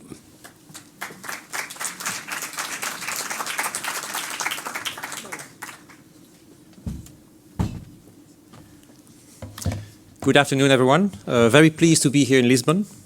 I left Brussels, it was grey and raining, so always great to be seeing blue sky and sunshine. So thank you very much, João and Marta and APFIP, for your invitation. A few words briefly on EFAMA, European Fund and Asset Management Association. We are based in Brussels. We represent the European investment management industry. Our membership consists of 28 national associations, including, of course, APFIP, and also around 60 corporate members, including the three sponsors of today, Amundi, Fidelity, and Schroders. And we also have some law firms, consultants, and asset servicing companies as members. And João, you asked me to share some of our views on the recent proposal made by the European Commission for a retail investment strategy that aims at increasing retail participation in capital markets meaning turning people who have never invested in markets into investors, and also aiming at providing existing investors with better outcomes. So, but before I share some of the EFAMA views on this topic, I thought that it would be useful to say a few words about the case for increasing retail participation. So this, and I guess the slide deck will be shared with the participants after the event. This gives you a breakdown of the financial instruments held by European households. And you can see that deposits comes first with 41% held in deposits versus 23 for pension funds, 17 for life insurance, and 10 for investment funds. Far more interesting is the breakdown per country. Again, looking at just deposits, and there you can see that Denmark, on average, they only hold 20% in deposits, whereas Greece holds more than 83%.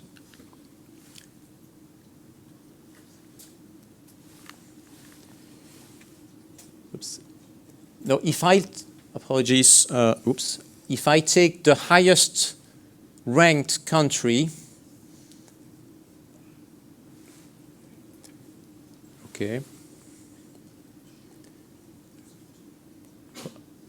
okay, so if I take the highest ranked country, Denmark, and I compare it with Greece, this is what it looks like. So we find 20% in deposits, Greece 83%, and then you see the breakdown. So, you know, this tells me that using EU averages is not very relevant. And, you know, if you are based in Brussels, or if you follow EU politics and the work of the European Commission, you will know that, you know, very often they use EU averages, which to me does not work. This is Portugal, doing better than Greece, not as good as Denmark. Deposits 70%, and I hope this matches with the numbers shown by the Secretary of State, but I think this is, you know, the source is Eurostat, ECB, those kind of things. And this, by the way, you will find in a report that we will be publishing in early 2024, looking at retail participation in EU27 with plenty of breakdowns per country.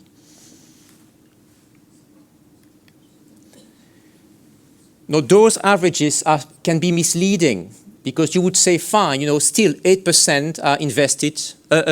Europe households hold 8% of their financial assets in investment funds, for example. Not so at all. Why? Because actually it's only a minority of EU citizens that are invested in capital markets. So basically you may have, on average, household holding 20% or 15% in investment funds, but just it's a tiny number of households or citizens that are invested, as you can see there.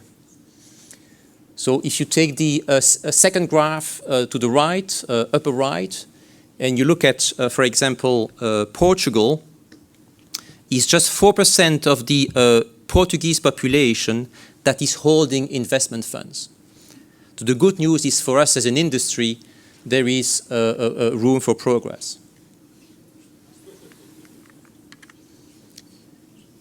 And of course, the population in the EU is aging. No, this is a EU average. I just told you it's not very relevant. And of course, we would need to look at all the country breakdowns. But this is done in this report I was telling you about. There is an increasing retirement savings gap in most of the EU member states.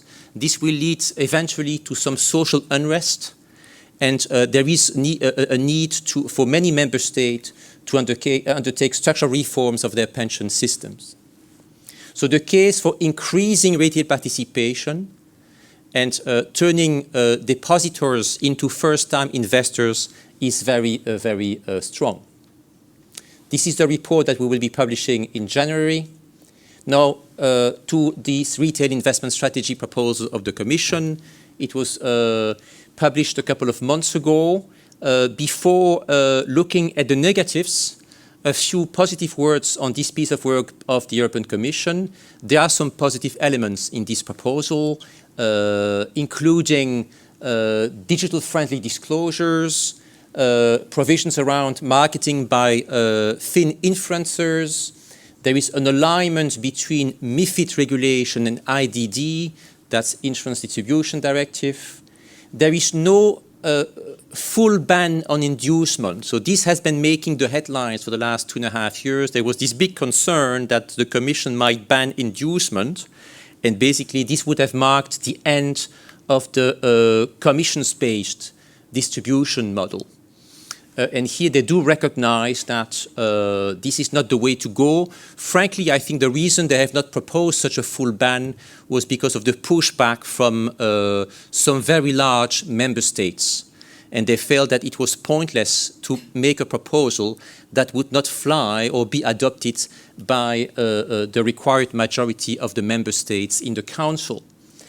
Financial literacy. Some good references to financial literacy and education. It sounds basic, but I can tell you 10 years ago, even 15 years ago, and I've been in that Brussels bubble for the last 24 years now, for many, many years, this financial education thing was seen by many, including in the EU institutions, but also some consumer groups, as an attempt by the financial services industry to avoid new regulation or investor protection rules. Not so. I think now everyone recognizes that financial education and literacy is necessary. It's not sufficient, but it is necessary at least for making sense of all those disclosures which are mandated on financial markets participants. Also, there is a useful reference to value for money. Not that we are a big fan of value for money, but what we like in particular is that the Commission does recognize that there is a need to differentiate between the value provided or delivered by the product manufacturers, in short, asset managers when it comes to our industry, and the distributors. So that's absolutely key. In our view. So those are some of the positive elements in the proposal of the Commission. Now, the major objective was, again, to turn depositors, people having bank deposits, into first-time investors. Now, will this proposal, which is now before the Parliament and the Member States, the Council, will it achieve this objective? The answer is a resounding no. Why? Because it is based on a wrong assumption, and that is that cost is the main driver. That the reason why so many people are not invested in capital markets, I'm not even talking about funds, it can be pension products, insurance products, fixed income equities. It's basically the reason why your nephew, aunt, or grandchildren or grandfathers are not invested in capital markets has to do with the cost of doing so. If that was the main reason, then how do we explain that the penetration rate of funds in countries with a low total expense ratio are not necessarily higher than in countries with a higher total expense ratio if we just look at funds? If it was the cost that is the main driver, how come so many people are staying in deposits? In my country, Belgium, I can tell you, it's very costly to have a bank account. Regardless of the amount that you have on your bank account, whether it's 50 cents or 50k euros, you are charged, at least by ING, my bank, 3.2 euros per month. That's expensive if you only have 50 cents in your bank account. Also, how come so few citizens directly hold securities, shares? It's not that expensive to buy shares, and yet, very few people do so. So these are just some of the reasons which show that cost is not the main driver, which is then the main reason for the resounding no response to the first question. The second question is, will this proposal of the Commission provide existing investors, people who are already in the market or willing to invest, will it provide them with better outcomes? And our response here is no, not as currently foreseen. And again, the proposal is being discussed by the Parliament. Actually, the Parliament just reached a kind of common approach. It's being discussed also in the Council, but we don't feel that this will provide investors with better outcome, because if you just look at value for money, for example, the way the Commission looks at this is fine. Let's ask ESMA or the NCAs, CMVM and others, to develop benchmarks. In this case, it would be ESMA. Those would be pan-European benchmarks, and assess the value delivered by the asset manager or the distributor against those pan-European benchmarks. But as I just told you, EU averages are irrelevant. If you look at the cost of distribution in Italy and you compare it with the cost of distribution in France, Germany, or Finland, you have very diverse results. So it doesn't work. Likewise, value is far more than just cost. If you buy a shirt, okay, price is an element, but you also look at the quality of the shirt and those kind of things. There is a clear lack of any qualitative elements. There is no reference to sustainability, for example. What does that mean then for small funds or for innovative funds, which will certainly not do well against those pan-European benchmarks? There is also a huge cost, implementation cost, and huge complexity that would be built in the system if this was to be adopted by the co-legislators. There is also a provision on banning inducement for execution-only transactions. Now, our members are telling us that this will have a negative impact on digital distribution, because some of those platforms will need to start charging an upfront fee to retail investors, and most of those retail investors are unlikely to agree to pay those such a fee, and therefore this will impact the distribution of investment products, for example ETF, but not only, to retail investors, which goes contrary to the objective of the European Commission. Also, there is a best interest test. Again, I spare you the details, but yet again here it focuses mainly on costs.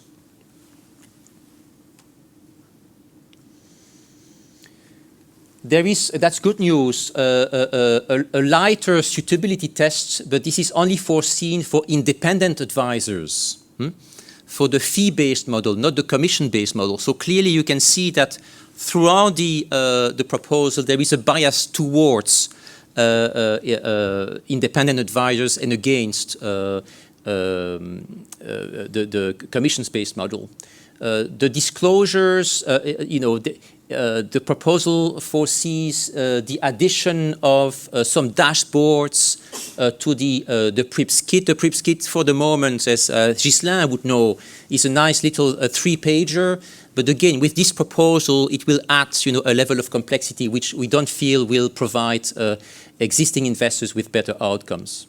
As I said, there is a bias towards cheap and simple products, towards fee-based advice, and we feel that this is misplaced. If you look at some countries in the EU, retail ETF market is booming without there being any recent regulatory intervention. So you don't need, a Commission's proposal if you want to promote ETF as a product. The total expense ratio of actively managed funds has been decreasing over the years, while the multi-assets, fixed income equities, and this is not me saying that, it's ESMA in Paris acknowledging that. So again, this is happening. We are providing cheaper and cheaper products. There is a risk of advice gap if we give a preference to independent advisors. There is a risk of advice gap, and more than ever, we need advice. What we need is affordable advice and high quality advice, especially if you aim at promoting sustainable finance. I tell you why, because most retail investors don't understand a clue about taxonomy, sustainable investment, principal adverse impact, so you need quality advice.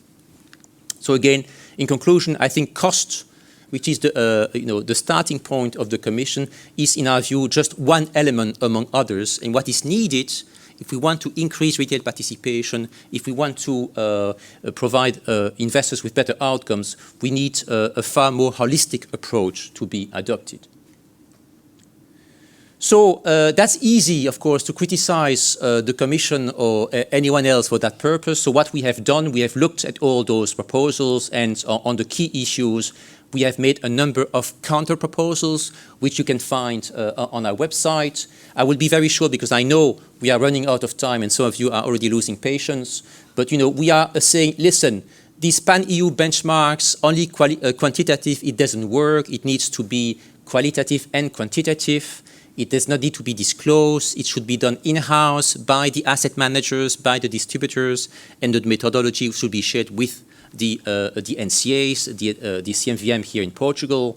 There should not be a ban of inducement for execution only for the reasons I mentioned earlier, but we need just to apply the existing, quality enhancements test in MiFID and in IDD in the new proposal. Same for the best interest test, just drop it, and as it overlaps with the suitability test existing in MiFID, and instead maintain the existing quality enhancement and extend it to insurance product. The suitability light tests, should apply to highly regulated products such as funds, whether AIFs or UCITS, regardless of the distribution channel. The disclosures, keep it simple.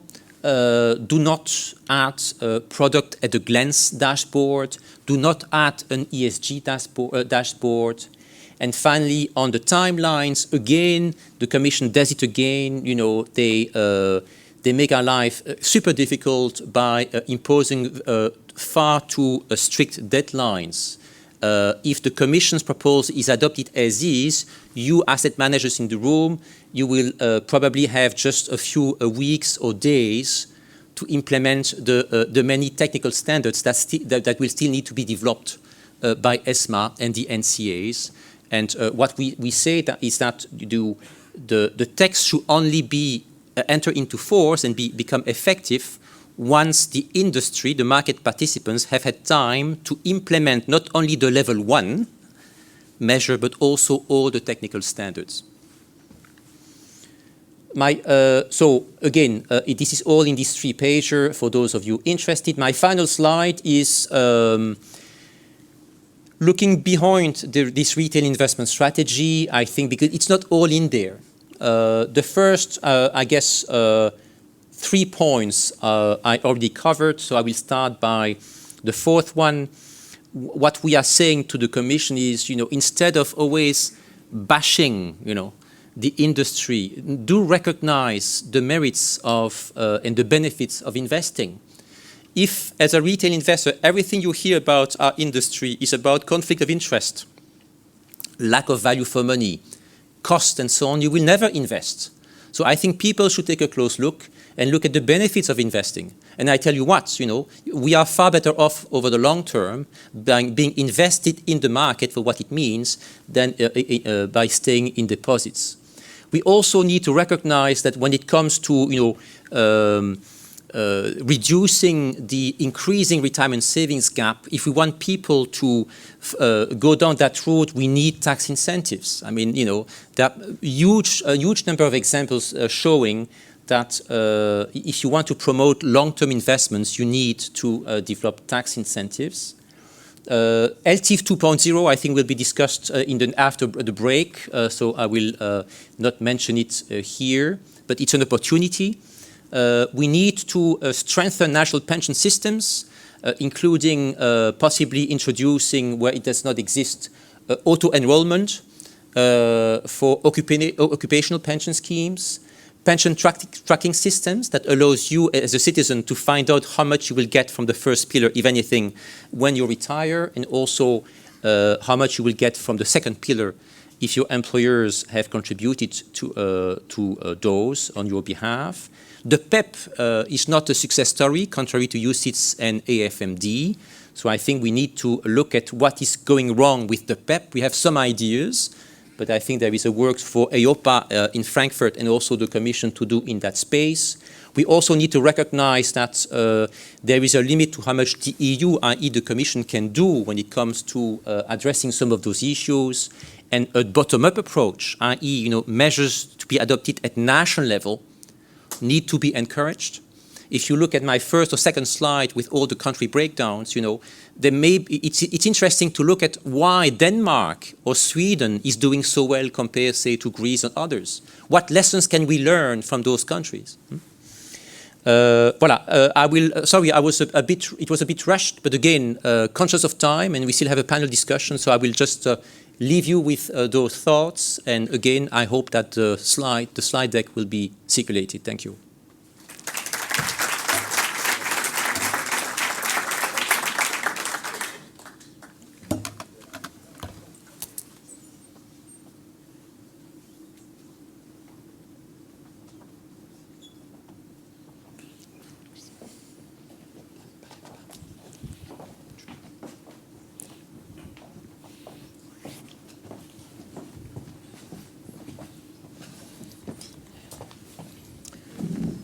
So good afternoon, everyone. Welcome to the second panel of this event, and thank you for APFIP for the organization and for the sponsors. This session is dedicated to the regulatory framework of investment funds. It was brilliantly started by the intervention by Tanguy. We have an excellent panel to discuss these issues, and I thank you all for your presence here today in this forum. Regulation has always been a very important cornerstone of the fund activity and asset management activity, but we are still, as we have seen, with ongoing debates, with open-ended questions, with legislation which is constantly changing. And so my first question to Yannick is still in relation to this major package, the retail investment strategy. One of its key points is the intention to restrict inducements, as we have heard, limiting inducements for products which are sold on a basis of direct marketing with no intervention. So my question is, how do you assess this attitude towards inducements and the limitations on inducements, and how will that affect the models of distributions of funds all over Europe? Thank you for having me. I will start with first disclosure that Amundi is not supporting the full ban of inducement, so that my talks are not misinterpreted. What I was asked was to look at what happened in the UK and the Netherlands, and again, some precautions there. They were started with very different situations from a lot of, especially continental European countries. But what we have seen there is a big increase in the market share of ETFs. And I have to say that I am, as Tanguy, very much concerned by the very quantitative provisions of the risk as it is today. That is very much in favor of pushing for low-cost passive products, probably at the cost of innovation and extra financial value that is much more difficult to assess by quantitative tests. Second thing is a pressure on active managers' fees. We have been witness that in particular in the UK. It's very clear distributors will have both pressure on their revenues if their inducements are banned or reduced. They will probably have a reduced number of sales, of advice sales, because of some gap in capacity to mass market to get to advice. And at the same time, they will have a huge cost of implementation of this regulation and to set up a new business model, fee-based probably, with industrialized advisory, DPM, and things like that are very costly. At the same time, they may be incentivized to re-internalize some investment management practices in order to capture a larger share of a shrinking, globally shrinking revenue wallet. So this will put a lot of pressure on active asset managers to differentiate towards very high conviction, high performances. And we do not think that it might be of interest of all the European savers, as we can see also investment funds as a first step into capital markets, where you are looking at steady performances and drawdown management. So this is something that might happen.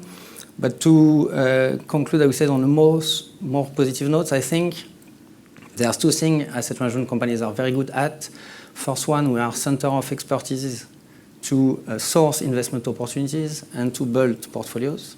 And the second thing, we are a powerful tool to deliver economy of scales. And both things are very important to be able to bring high quality products to the main industry at a reasonable cost. So we can discuss for ages what is a reasonable cost, but yet we have to work on that with the whole financial industry, and we do think that new activities will be created or developed further within asset management companies, such as outsourced CIOs, fund selection teams that will perform due diligences across the boards, potentially technology tools to help distributors set up a fee-based commission, a fee-based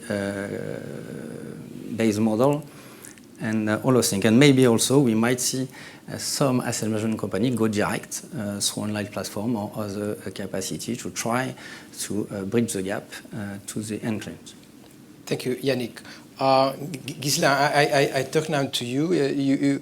You are head of insurance solutions of Fidelity, and one of the topics that was raised a while ago as well was the alignment that is proposed between the IDD and the MiFID II. And so my question is, usually we look at the insurance sector as a light touch regulatory regime applied to them if compared to investment funds. And so the question is, how do you see these changes that the retail investment strategy will bring to the insurance sector, namely changes to Solvency II and to IDD, and will that close the gap to insurance products and securities products, investment products? Will that be positive or not in your respect? Thank you. I think first, many people think there is a difference. It's perhaps because a lot of the asset managers are not used to the regulations of the insurers. Because when you look at the way insurers are dealing with their clients, with IDD, the Insurance Distribution Directive, they are requested as well under as MiFID to question the client on the risk level. And from an asset management perspective, some could consider that it could be lighter, but because also in the interaction between the insurer and the client, there is not only one product, it's a MOP, multi-option product, there is a general account product, there are unit links, there are fund, structure notes, so it's a global approach. So the level is really similar in terms of understanding the level of risk of the client.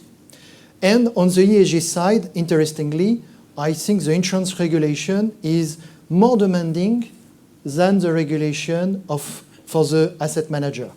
If we look, for example, at the PEI, the Principal Adverse Indicator, it's written in the regulation that insurers need to take that in account if they want to question on specific metrics. When it comes to, obviously, the alignment, it's about the duration and the liability of each business. In Portugal, similar to other countries where there is a tax advantage to all unit-linked or any kind product, 8 years and so on, of course there is a probability that the client is going to hold the fund through the unit-linked far longer.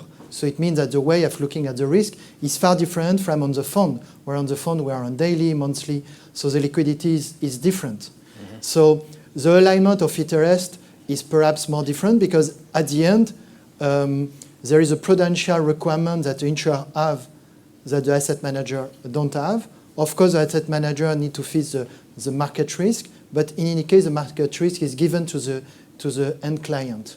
So the change of regulation in accordance with what was saying Tanguy, first of all, regarding inducement, the advisory is very important, the advice. If, as you mentioned, in UK, with the end of advice, what happened? 10% of the people are happy to pay someone to get an advice. 90% of the people, they don't have advice. When you look at the UK market, so many people, you know, they get their money from their pension when they retire and say, oh, I have a huge amount of money. They expense everything, after they have nothing. It's what happened really in the UK. So we see the ban of inducement has created a major problem, which came after to the fact that in the UK market now, everybody tries to get the client going to an annuities insurance product, and the insurance market, you know, is booming into the UK because everybody wants to be on the safe side, and they move from they get the money and the client does what you want to, we get everything in annuities. And here in Europe, as Tanguy was mentioning, perhaps we have a chance to try to position something that makes sense, mixing insurance product with fund product. So that's an area which is important. Secondly, on ESG and all this advice around ESG, when we look, let's look now from the UK perspective. They look continental Europe with SFDR and they take, oh, let's take the best.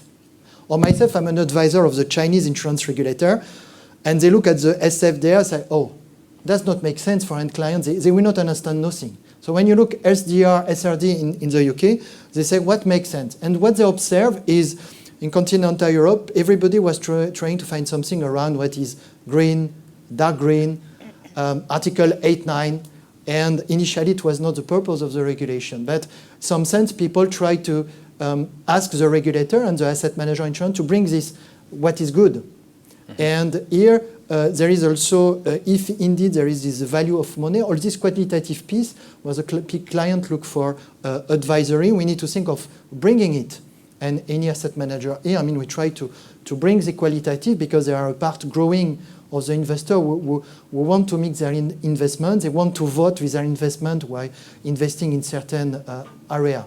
So yes, the regulation perhaps may bring together, but I think on the insurance side, like on the fund side, there is an alignment that is piece of advisory, or we can bring it, and there are some parts where going to either too much passive like ETF or lack of qualitative could bring to a bad solution, as the UK perhaps has suffered during the last years.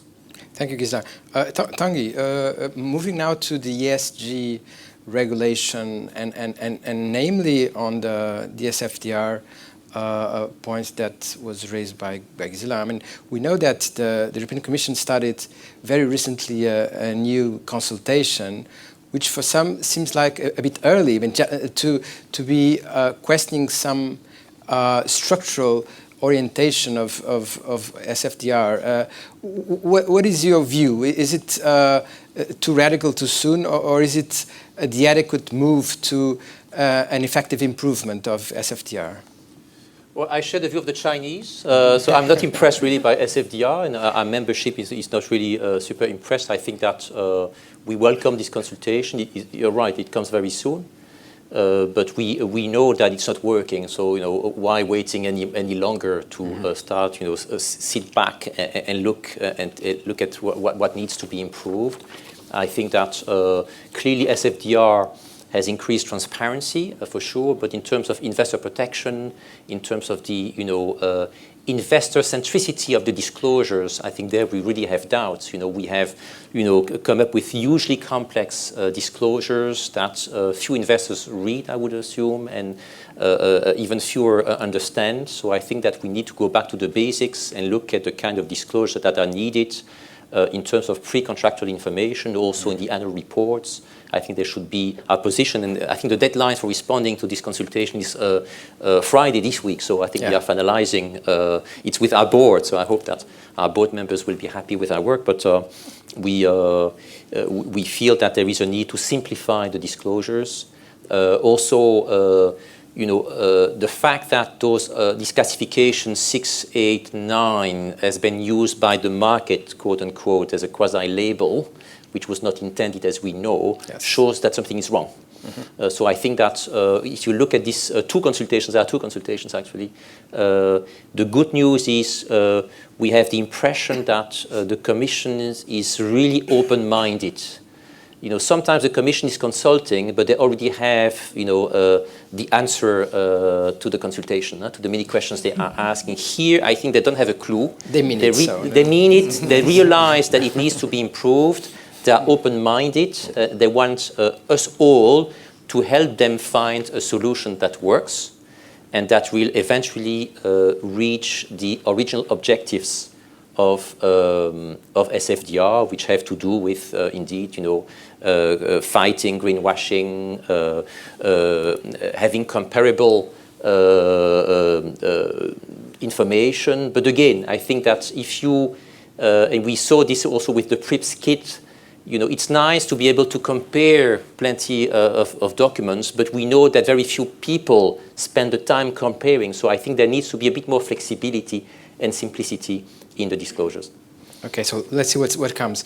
Christina, still on the ESG regulatory framework, but moving for a more tangible and concrete application of all these legislative interventions. So what is your assessment regarding ESG in general on the impact of internal organization and the propensity for investors and families to invest in sustainable products? What is, in your view, the concrete and tangible impact of all these measures?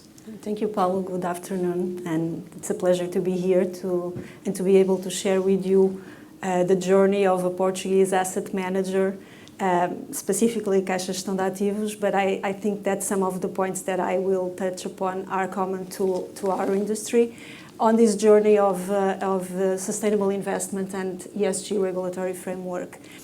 Regarding the last part of your question, we have definitely seen an increase over the last 5 years in an interest on products that integrate ESG factors in their investment process. I mean, that is a fact. I would say that on the first stage, and the more prominent interest has been risen from institutional investors. And this is mainly explained because typically they tend to have higher literacy, financial literacy, and also they have, some of them have the knowledge on how these products are managed. So clearly this first point in terms of interest from institutional investors is clear. Then regarding individual investors, I think that we still have a long way to go, and there is an obstacle that needs to be overcome.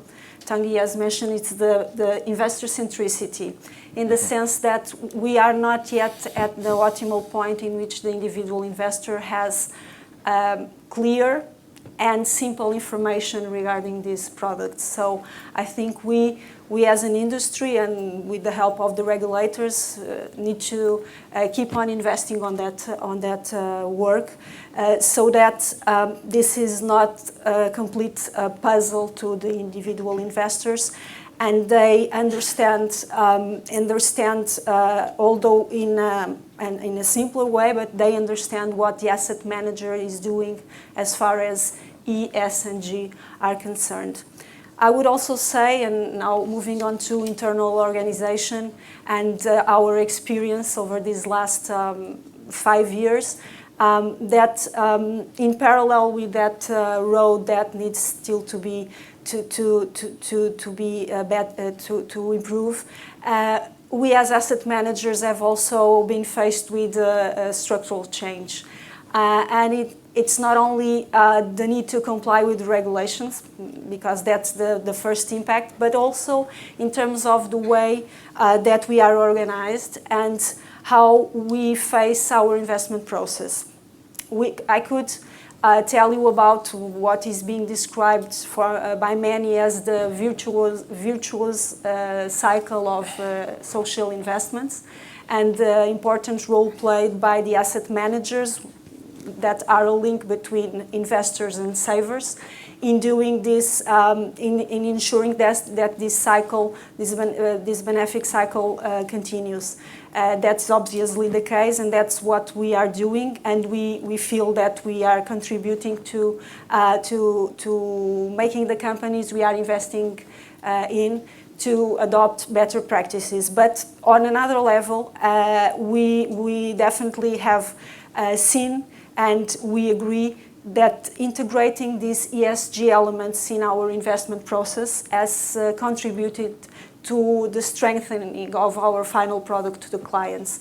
And this is something that we will not change, independently on where we will be led by regulation in the near future. We think that the level of information that we get from companies regarding these issues enables us to mitigate the risk of our portfolio, enables us to a better understanding of the companies what we are investing, and that is why what we are doing at Caixa Gestão de Ativos is to integrate these considerations in our investment process, and we are doing that on all types of portfolios that we manage. And this is really something that it will be independent of the clients showing interest or not. It's something that we have developed and improved internally. As a strategy or roadmap to achieve this end, we have based our strategy in four pillars. The first one and the most important that we started some years ago was in training our teams. Currently, we have 40% of our investment professionals in the investment team. They do hold internationally recognized certifications on ESG investing, but we also have on our compliance teams members that are international certified on climate change or ESG risk management, and also on our risk management team. So this was quite a substantial investment we have made in training our persons, and it's really the first step to accomplish all the rest.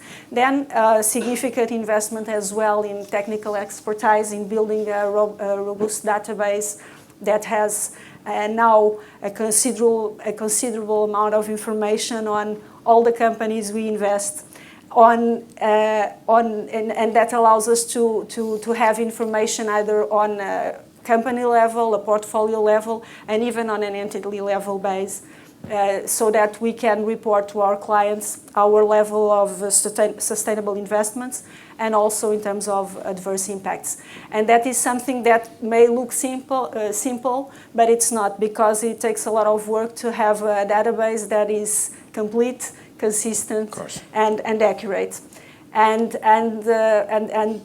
clearly this is something that we have invested internally. Then we have partnered with information providers. It's inevitable to do that, so that they can help us on dealing with information. And the last point I would say in this strategy is to make our goals publicly stated. So as signatories of principles of responsible investment, we have yearly audits to our investment process, and we are also members of the Net Zero Asset Managers initiatives, and our goals in terms of reducing the emissions of our portfolios are already publicly stated, and we have a roadmap to 2030 and then to 2050. So I would say that what we want, the end game of what we are doing is really that our offer in terms of products is one and only, as opposed to saying that we have the typical traditional financial products and then the thematic ESG products. Thank you so much, Cristina, and that's good news. Nathaniel, thank you as well for being here.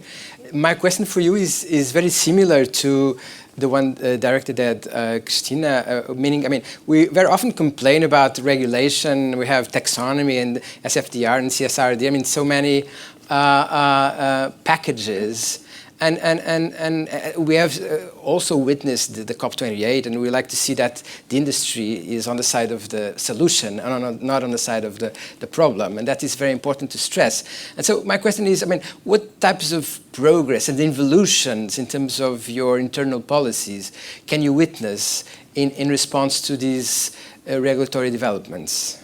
Okay, thank you. So first I want to say that sustainable products and sustainable investing was here before SFDR and everything. So, I mean, asset managers were already sort of used to propose sustainable products. Of course, the regulatory framework in Europe, which has been the first region to develop such a comprehensive package, and I think it's easy for us to reflect on SFDR and say, there are all the flaws, and true, there are a lot of flaws that needs to be corrected, but Europe has been at the forefront of putting something together and trying to make it work, and trying now to improve it with this consultation, which is really a great thing. And as you were saying previously, the fact that the Commission is super open about what should we do next to improve the existing framework is a great step forward, and I think it's going to lead to something much better, unless the political side of things come into it and kind of disrupts, but that's another topic. Yeah.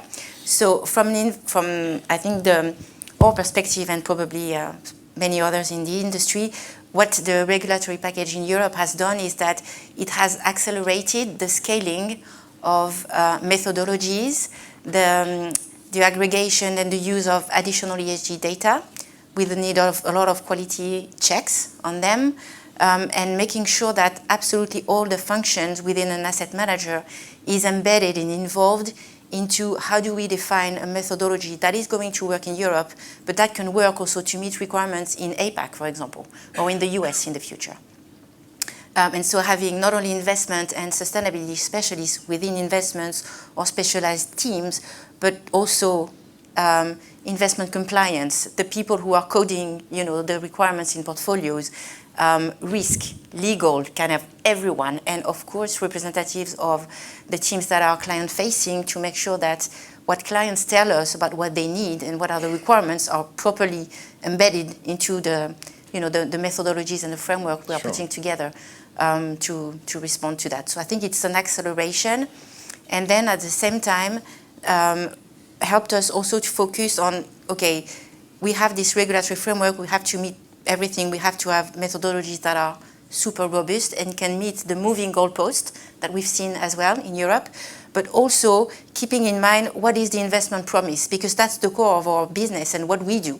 We make an investment promise to our clients to say this is what we are going to deliver to you, and the regulatory components need to be part of that, but they cannot be driving your product framework. You have to keep thinking about this and making sure that your product framework is going to work to meet the requirements and the needs of your clients anywhere in the world. So I think these are key stuff. Thank you so much. Yannick, I like this idea of legislation as an accelerator, but the question is, are we moving towards the right target? And one of the elements of the debate is, of course, the labels, the famous SFDR labels or classification on Article 6, 8, and 9. What is your view regarding the use and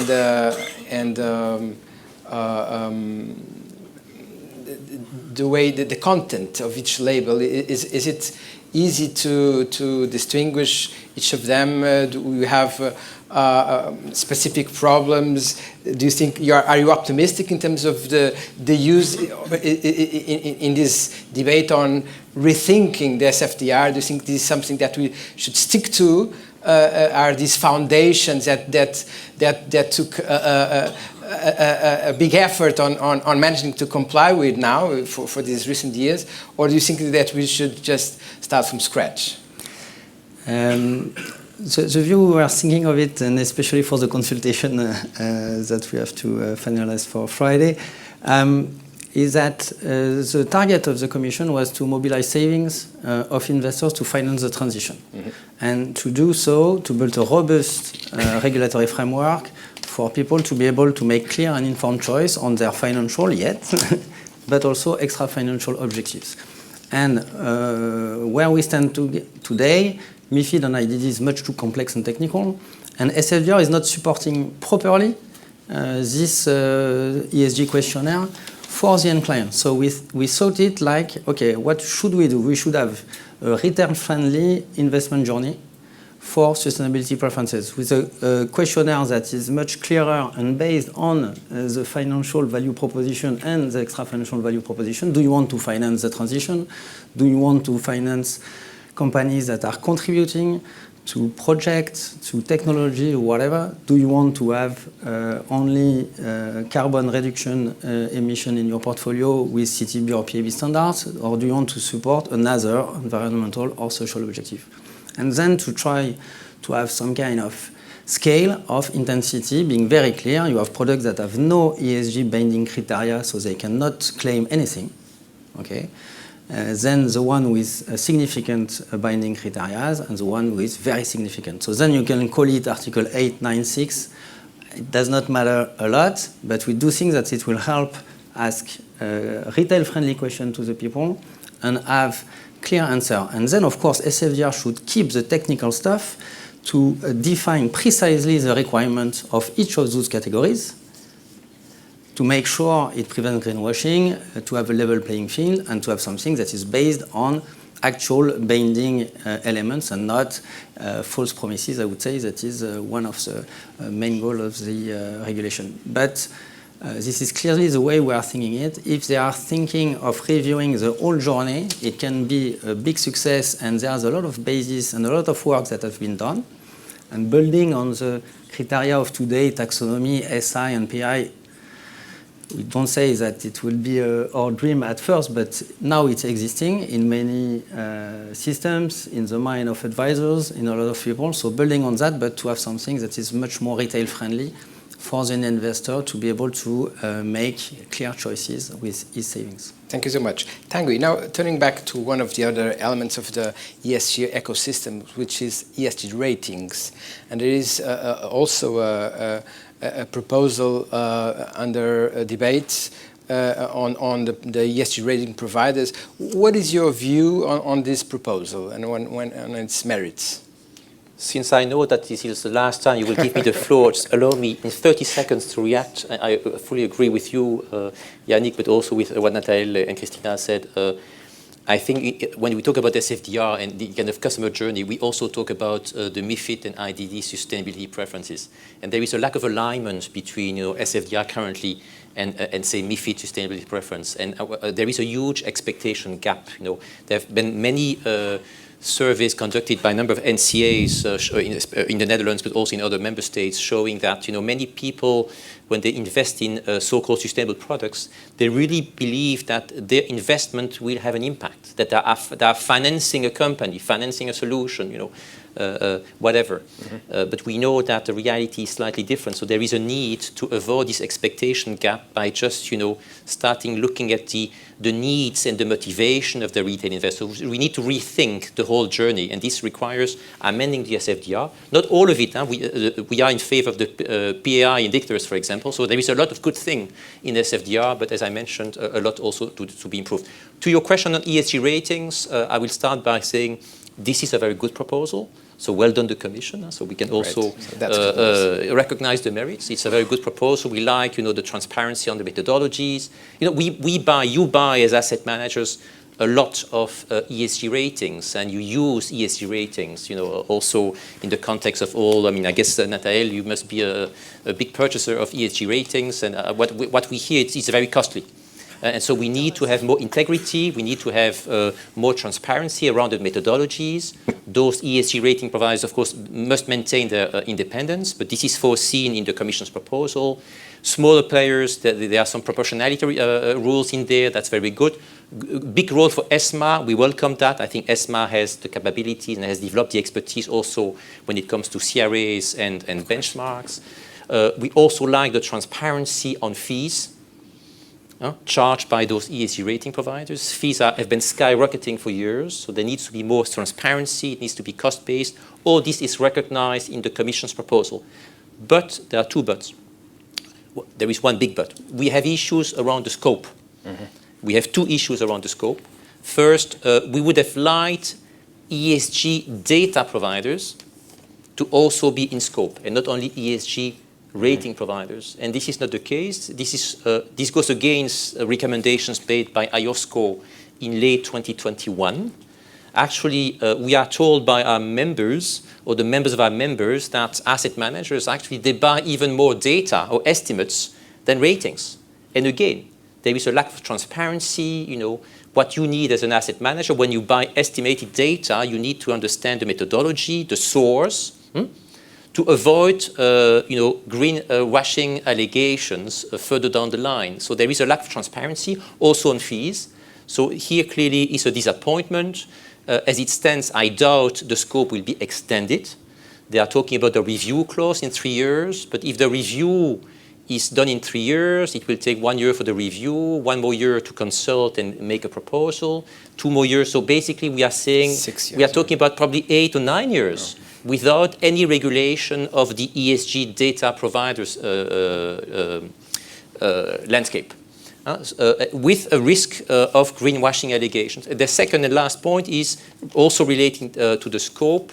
There is a risk that some internal ratings disclosed by asset managers fall under the scope of this ESG ratings proposal. Whereas most of those internal ratings disclosed by asset managers are disclosed because of the law. They are mandated under SFDR, for example. We do not, asset managers do not market or sell opinions or scores.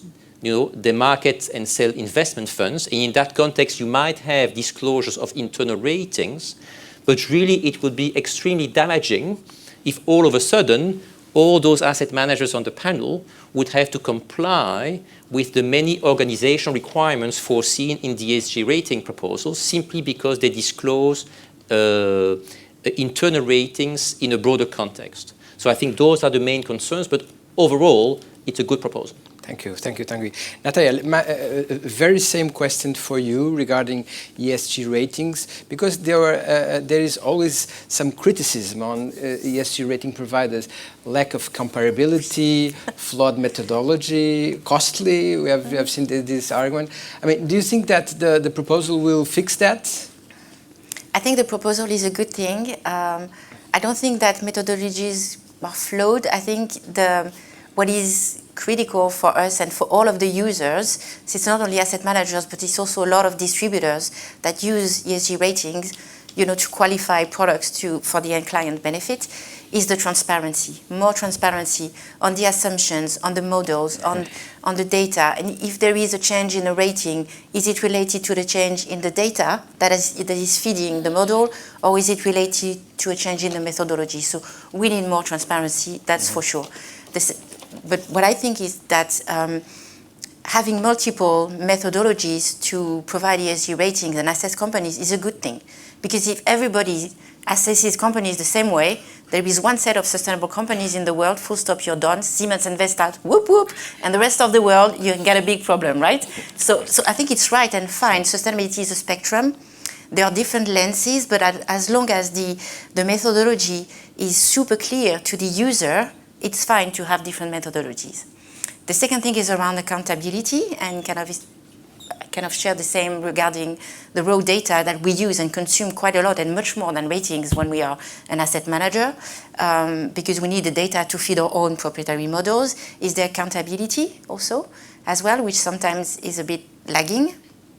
And the third point is about this is a super concentrated market. I mean, there has been a lot of concentration. We have a handful of very key players that are making the market of ESG ratings, and we think that making a bit more place for some new entrants that can have a different view, different lens, a different methodology is something that is super important for the future. So we do welcome this regulation, and we think it's going to fix some of the problems we see.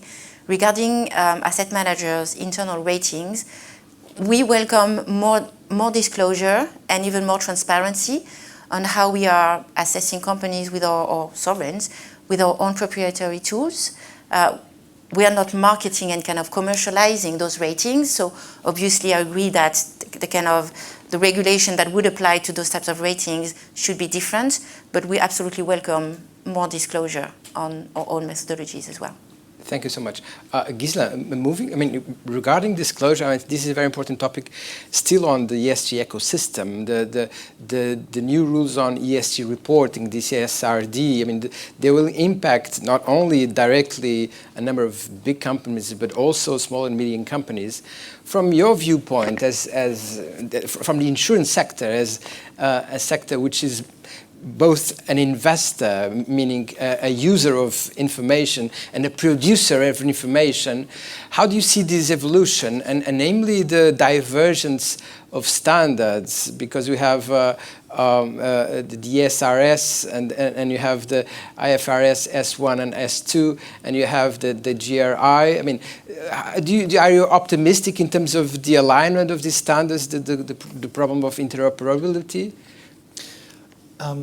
I've been coordinating for 9 years working group of all European insurers, so with EFAMA and all participants, insurers and banks, and we have created the standard. So in the room, perhaps everybody knows the EET, EMT, PT, TPT. I've created all these templates with all this industry, and my working group, in this working group, what we have seen, obviously everybody starts somewhere with this standard. You know, we are a company coming from US, from Asia, asset manager from all the places, insurer obviously, and pension fund banks in Europe. And very interestingly, up to before SFDR, everybody was coming with SBTI, with something. Today, you know, in this working group, everybody speak about taxonomy, PAI. They use what the regulator asks. And in continental Europe, no one speak about anything else. That's a very interesting thing. And on the data side, as just discussed before, you know, when we look at the data coming across in this working group, of course, we discuss about all this data. Today, I don't know, but 90% of the data are estimates. The data provider, they provide, as EIOPA say, data were in average 18 months late. And all the industry is building something on, I will not say false data, but I mean in a world where we don't have any certainty, because as you mentioned, CSRD come in force when? In 2 years. So we have built the pipeline. We are forced to fulfill it. We fulfill with the data we can find in the world, with the metric we do exist, so UNPRI, SBTI, everything. So the consistency of data. When you're an insurer, either you use your own model, you ask the look-throughs, you get the TPT, and you try to go asset by asset with your model to have a real view. It's very expensive, impossible. So you ask EET, you try to consolidate, there is an approximation. So all this data topic is something difficult. But also, it's come to the point that today where the regulator and the politics want to improve, that the taxonomy level. So this figure is an approximation still. But what is interesting is what we see, listed company outside of Europe start, when they discuss with our analysts, we have 200 analysts worldwide following this, they ask us, what is taxonomy? You know, Europe is exporting the regulation.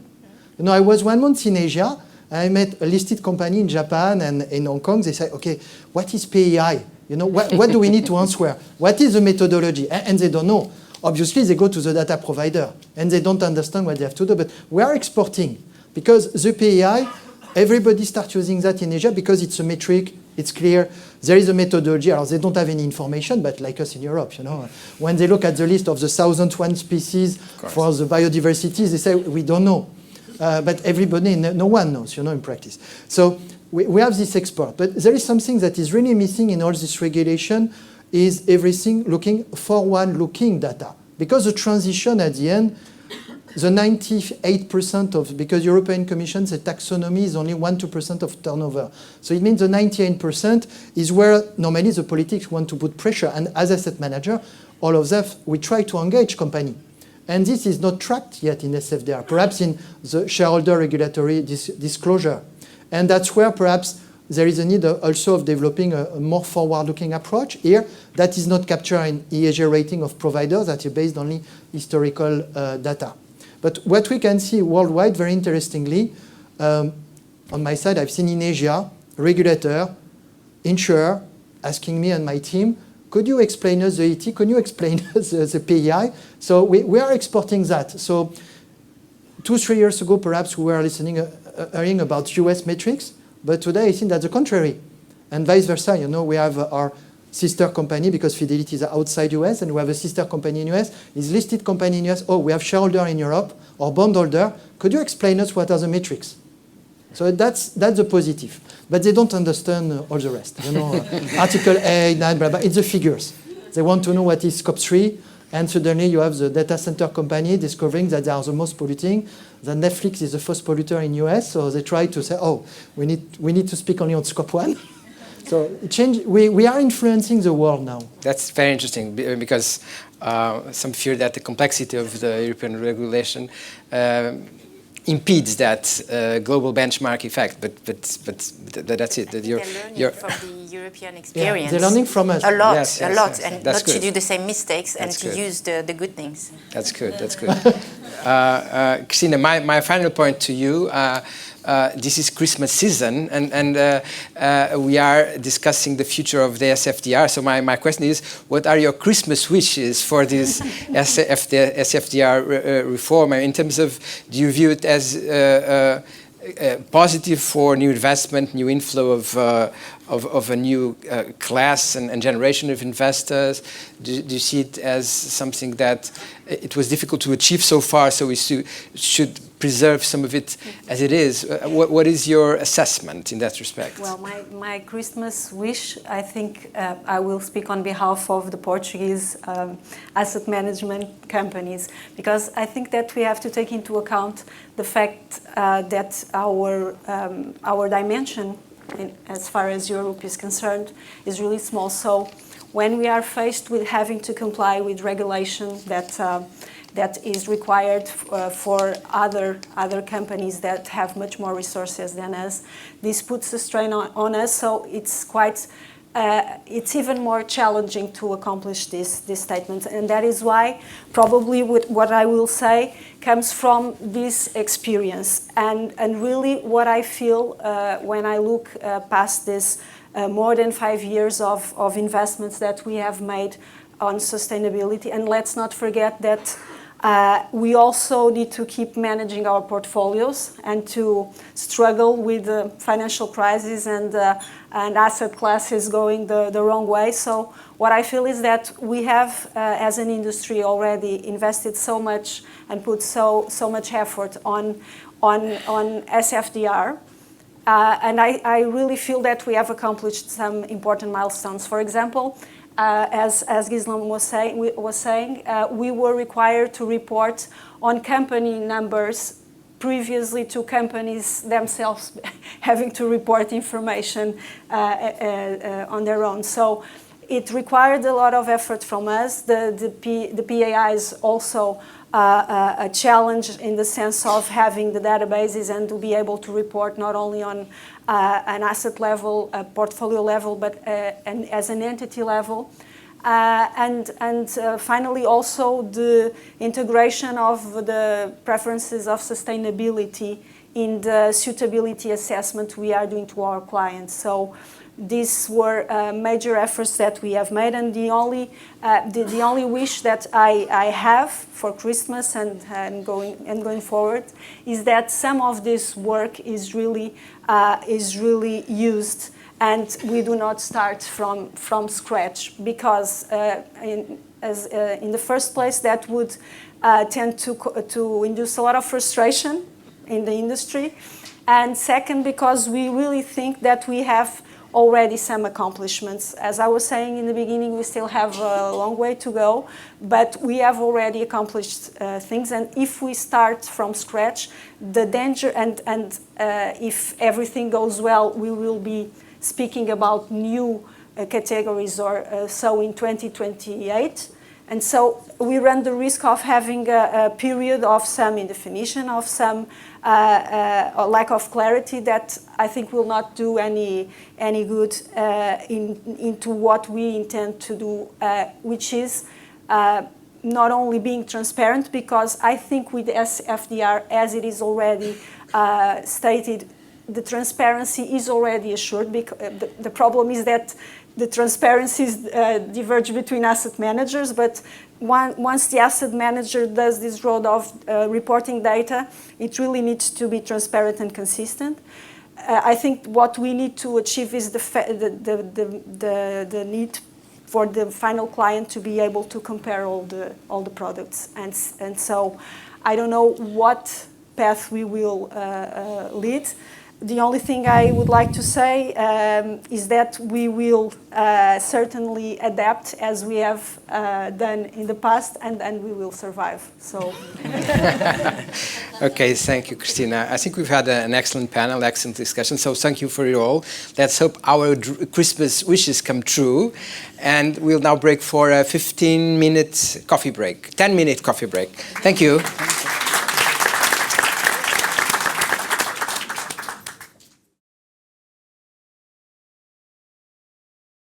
So let's start the second half. So we will start with this third topic of this event, new trends and new products, PEP, P-A-P-P-L-E-L-T. Will they be a success? Robo-advising, AI, big data, crypto assets, private asset investment. Will it boost household savings? Before starting the debate, Thomas Richter, CEO of the German Investment Fund Association, BVI, will give us a short introduction to the topic. Afterwards, João Prata, chairman of the APFIP, will moderate the panel formed by Thomas Richter, Cristina Carvalho, head of Institutional Amundi Iberia, Jorge Teixeira, CEO BPI Gestão de Ativos, Karim Legel, Fidelity Head of Specialist Sales Private Assets Europe, Leonardo Fernandes, Schroders Head of Iberia, and Thomas Richter. The floor is yours now. Thank you. Thank you. Does this work? Yes. Thank you very much for this kind introduction. Good afternoon, ladies and gentlemen. May I shortly introduce the BVI to you. We are the German Funds and Asset Management Association. Our members manage 4,000 billion euro, which makes us the biggest fund market in Europe. While listening to the former panels, I was identifying so many other trends. I have a couple of trends here in my presentation, but listening to you guys, that brought to my mind that there are more trends to talk about.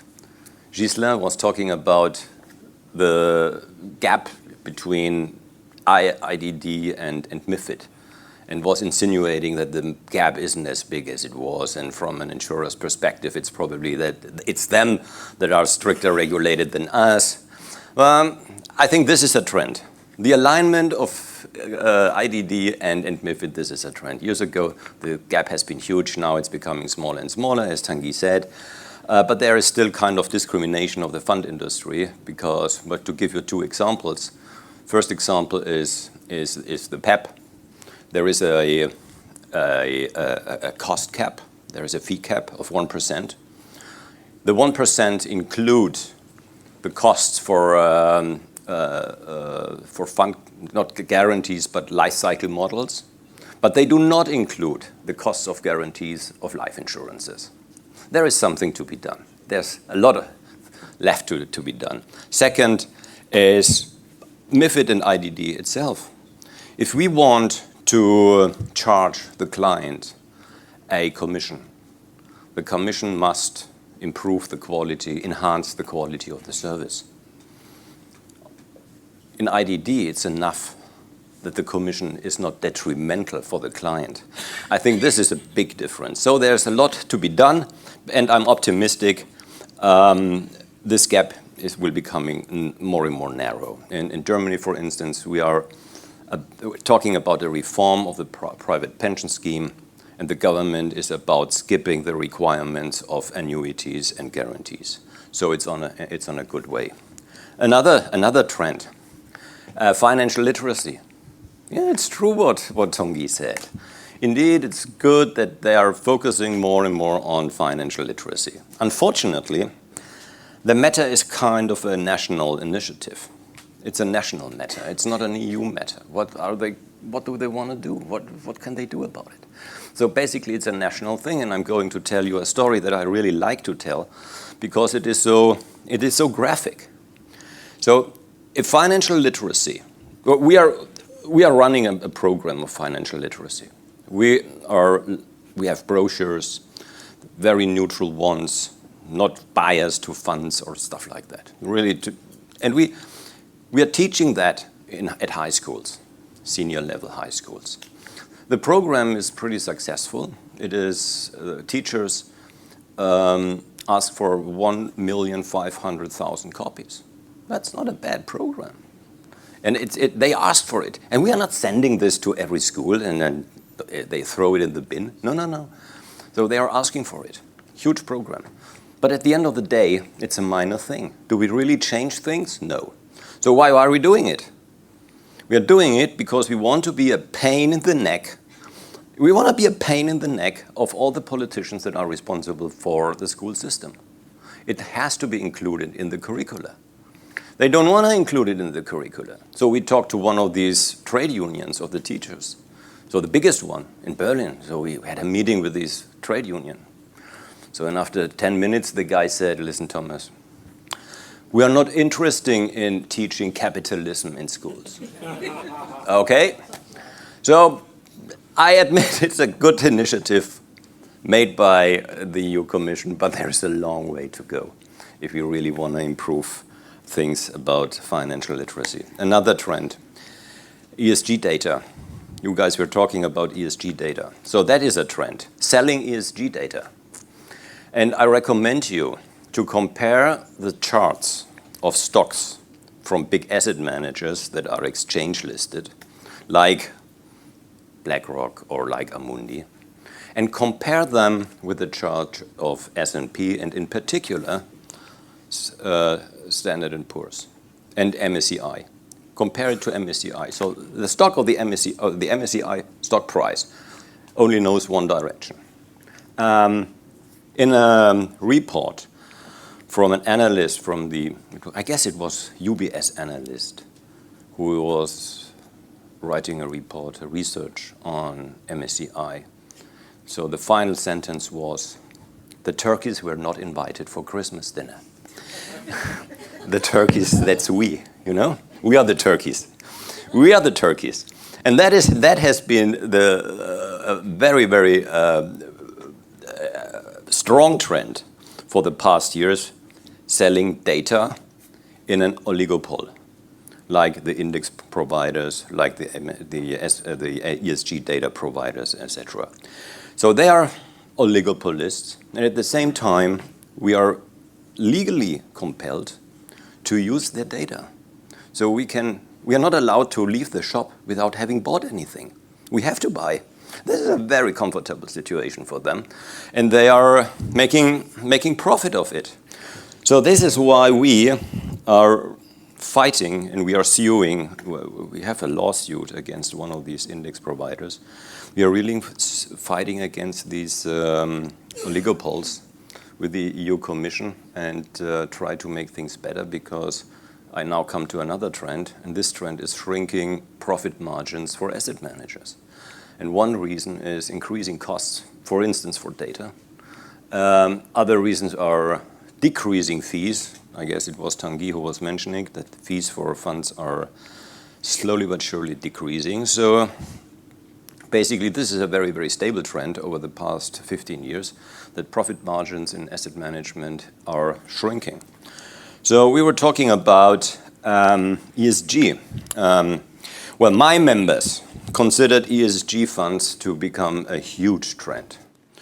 And this is why they were positioning themselves, or tried to position themselves ahead of the curve, pretending, well, processes all green and sustainable, etc., etc. So this is not the case anymore. 5 years later, the level of frustration is immense. This was not a trend. So the ESG is not a product trend, it's a regulatory trend. This is a very intact, very much, very strong trend actually, and very stable. To give you some figures, so this is the retail market share of sustainable funds. Well, my ESG expert is always telling me that there are no sustainable funds. There are funds with sustainable elements, and you know what I'm talking about. This is Article 8, basically. So 48.1% in 2003. Growth rate from 2022 to 2023 doesn't practically exist, but this is still looking pretty fine, as almost half of the market seems to be sustainable. If you have a look on the inflows, no, that's going into the wrong direction. Oops. Oh no, I messed it up. Oh my God, no. Whatever I do, it's... Always the button. Ah, yes, this is the right button. Now I got it. So this one. So these are net inflows in the German fund market. So net inflows in 2021 were 256 billion euro, net new money. But it was quite an impressive figure. And you see that 68 out of the 256 went into Article 8 funds. So looks pretty good. But if you look at the 2023 figure, you see that everybody has calmed down. And if you ask retail investors, so there is this sustainability question since August 2022. Do you want to invest in sustainable products? Less than 15% answer yes. So which means that more than 85% say no, I don't want. This has different reasons. We don't have enough time to talk about them. Now, next trend or non-trend. Well, the PEP. It's on the agenda. That's why it's part of my presentation. Is it a trend? Not really. There's only one manager across Europe offering a PEP. Only one. This desperate manager is from Slovakia. Why are you laughing? I mean, there is no data available on the AUM of this PEP, but altogether, this manager is managing less than 400 million euro. So the size of the PEP seems to be quite small. Well, that's my guess.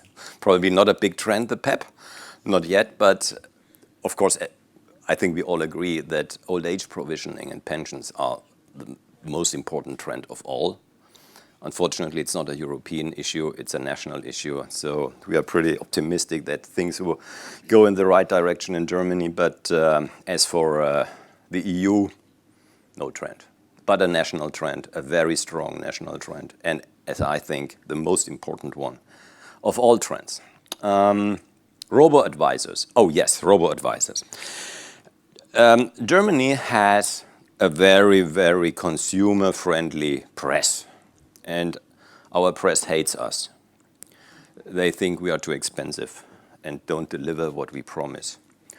That's why they are supporting robo-advice for, say, 10 years, when this wealth cap stuff in the US came up and so on, and they tried to really push the market in Germany, and there's a lot of sympathy for that. So the tailwind is really big. A lot of tailwind for the industry. But is it a trend? Despite all the sympathy, that's the market. It's 10 billion euro only. As I said, my members are managing 4,000 billion. This market is 10 billion, and it's not growing anymore. So these are the big players. Scalable is market leader. The key investor of Scalable is BlackRock. Assets under management, 3 billion. Number two, key asset, so it's a Commerzbank, Robo, 2 billion. So these are the market leaders in the robo-advice business, and the growth rate is not significant anymore. So basically, I would say that was it. Maybe well, of course, it has the usual beta. So if the market goes up, this will go up as well. The beta is there, but growth rates are kind of restricted. Next trend, yes, this is a nice one, crypto. You know this NFT, it's probably the best known NFT of all. This is the Bored Ape Yacht Club. And these pictures of bored apes are produced by algorithms. And one algorithm for one ape. So this is very much individualized. It can be reproduced. It is one picture that you get from the algorithm. And many Hollywood stars invested in it. And it was a kind of a very chic and trendy investment. But in the meantime, prices drop by 95%. Not that a good investment, the Bored Ape. So, and that's probably the case for most of these NFTs. So it looks like the hype is over. But what about the fund industry? And that looks a little bit different. What you see on this slide are the worldwide crypto fund launches. So there has been a lot in 2000. Well, what is a crypto fund? Is it a tokenized fund wrapper, or is it a fund investing in crypto assets? So it's the latter. It's a fund investing in crypto assets like Bitcoin, whatever you want, you name it. And there has been quite some interest. It's a little bit slowing down, but this is also due to the situation in the markets. But you see, the market share is quite impressive compared to what I've shown to you about the PEP and about kind of the other products. This is not bad. So 12%, that's the share of German people investing in cryptocurrencies. That's a lot, and it's 8 in Holland. I think this is kind of a trend, and at least our regulator is very, very mindful about it, and even our legislator is pretty supportive. So this might become a trend sooner or later. For the time being, it looks like a little bit like we are working on the construction of Cape Canaveral, even though nobody wants to fly to the moon right now, but maybe later. So this might become a trend. So a real trend. And I'm pretty much convinced that this will change the world we are working in. This is open finance. Might be maybe familiar to you because there is already open banking. So the concept of open banking is now being enlarged to open finance, which includes our industry, the asset management industry, and the insurance industry. So what does it mean? In short, it means that there is an interface, an IT interface, that every provider has to deliver. And via this interface, there might be an exchange of client information if the client agrees. So if you're a client on, a savings bank client, and you agree to other banks or asset managers to get an outline of your deposit, you will get it. They will get it and will be able to make a proposal to you and say, well, what kind of funds do you have? I mean, you've got the worst funds ever. My product range is much better. Look at that. It's cheaper, it's better performing, and so on. So that might, of course, break up the existing captive sales networks that are in place in many European countries. And that might really break that up. So, and if captive sales is going to be changed, that will change the entire distribution. So that will have huge impact. We don't know what's going to come. Is it a threat that firms like Google or Amazon may step into the market? Maybe. We don't know. Is it a chance? Are there opportunities for our industry? Maybe. We don't know, but we have to be very mindful because that is becoming a trend for sure. Last one, private markets. What you see on the slide are private equity and private debt assets under management by investor domicile. So the total sum of investment is significant. It's almost 9,000 billion euro. It's a large market. 54% come from US investors and 17% come from European investors. There has been huge appetite for private market products as interest rates were low. I don't have to tell you all this. Amazingly, there is still some appetite, even though interest rates are going up. So the market is not dead at all. There have been attempts to integrate private equity firms into liquid asset management firms with limited success due to cultural differences that are huge, actually. But the asset classes are more and more growing together. That's definitely for sure. And that is my last trend. And that's why I'm very optimistic that the new LTIF will become a huge success. Because the LTIF will be able to invest in private equity, in private debt, but in infrastructure products. Maybe that is going to become the new ESG, LTIFs and infrastructure products. And this is the old one. The old one really didn't fly. The old LTIF, you have, 12 billion euro across Europe. 93 LTIFs, and out of the 93, 55 are from Italy because of a tax incentive. That's the LTIF market. Didn't fly. But the new one is the opposite of the old one. The new one is a product that is allowed everything. New LTIF can do whatever it wants. It's a fund of fund. You can put some windmills in and sell it sustainable, whatever you want. So opportunities are huge. Asset management is hugely facilitated. So it is going to become a success. And I know no asset manager that is not working on an LTIF. And even our regulator is keen to license them. So this is on a good way. Thank you very much.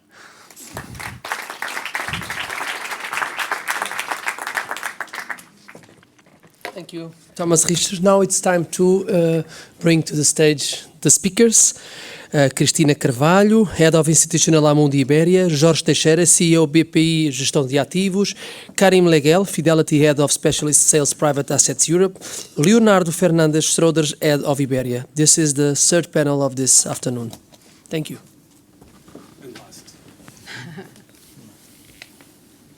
Hello again. Hello. Well, good afternoon, everyone. Hi to everyone in the panel. Thomas, I'll start with you. You just mentioned open finance, FIDE regulation. I had the opportunity to be in something BVI organized very recently about it, and there are many doubts still on it, standardization namely. Although you just ended saying that there are many doubts about it, how do you see it evolving in the relation between big players and smaller players? You mentioned companies that have a lot of data like Google, but even with the big asset managers, could there be an advantage in taking the smaller ones out? Have you given any thought about this? Yeah, I don't think it's a matter of size, not this one. Well, basically, you have two kinds of asset managers. You have the lucky ones that have captive sales, and you have got the unlucky ones. The unlucky ones might have better products, but they have no access to other people's clients. So open finance may bridge this gap. It will increase competition for sure. And this is intended by the EU Commission. They want to increase competition. This is basically beneficial for the end investor. That's definitely a good thing. And I wouldn't say it's a bad thing. I think it's an ambitious project, and it has potential of becoming disruptive for what we know forever. I mean, for the way we are selling funds for the past 50 years might change. And it might change for the good for the end investor, but it might change for some asset managers that have good products. It might be a threat for others.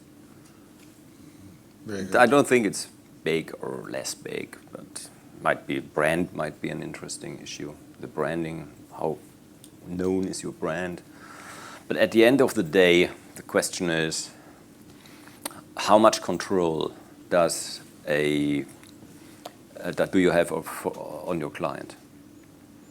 If your client is ready to share the information and his deposit with every other financial intermediary, well then, you have to be. You need to have good products, yeah. Very well. I wanted to mention something at the beginning, which I forgot. If you want to get back to any of the questions I make, please do. Just make it feel totally free. Christina, Thomas has given us an interesting idea of how the PEP is flying over Europe. Of course. From Slovenia.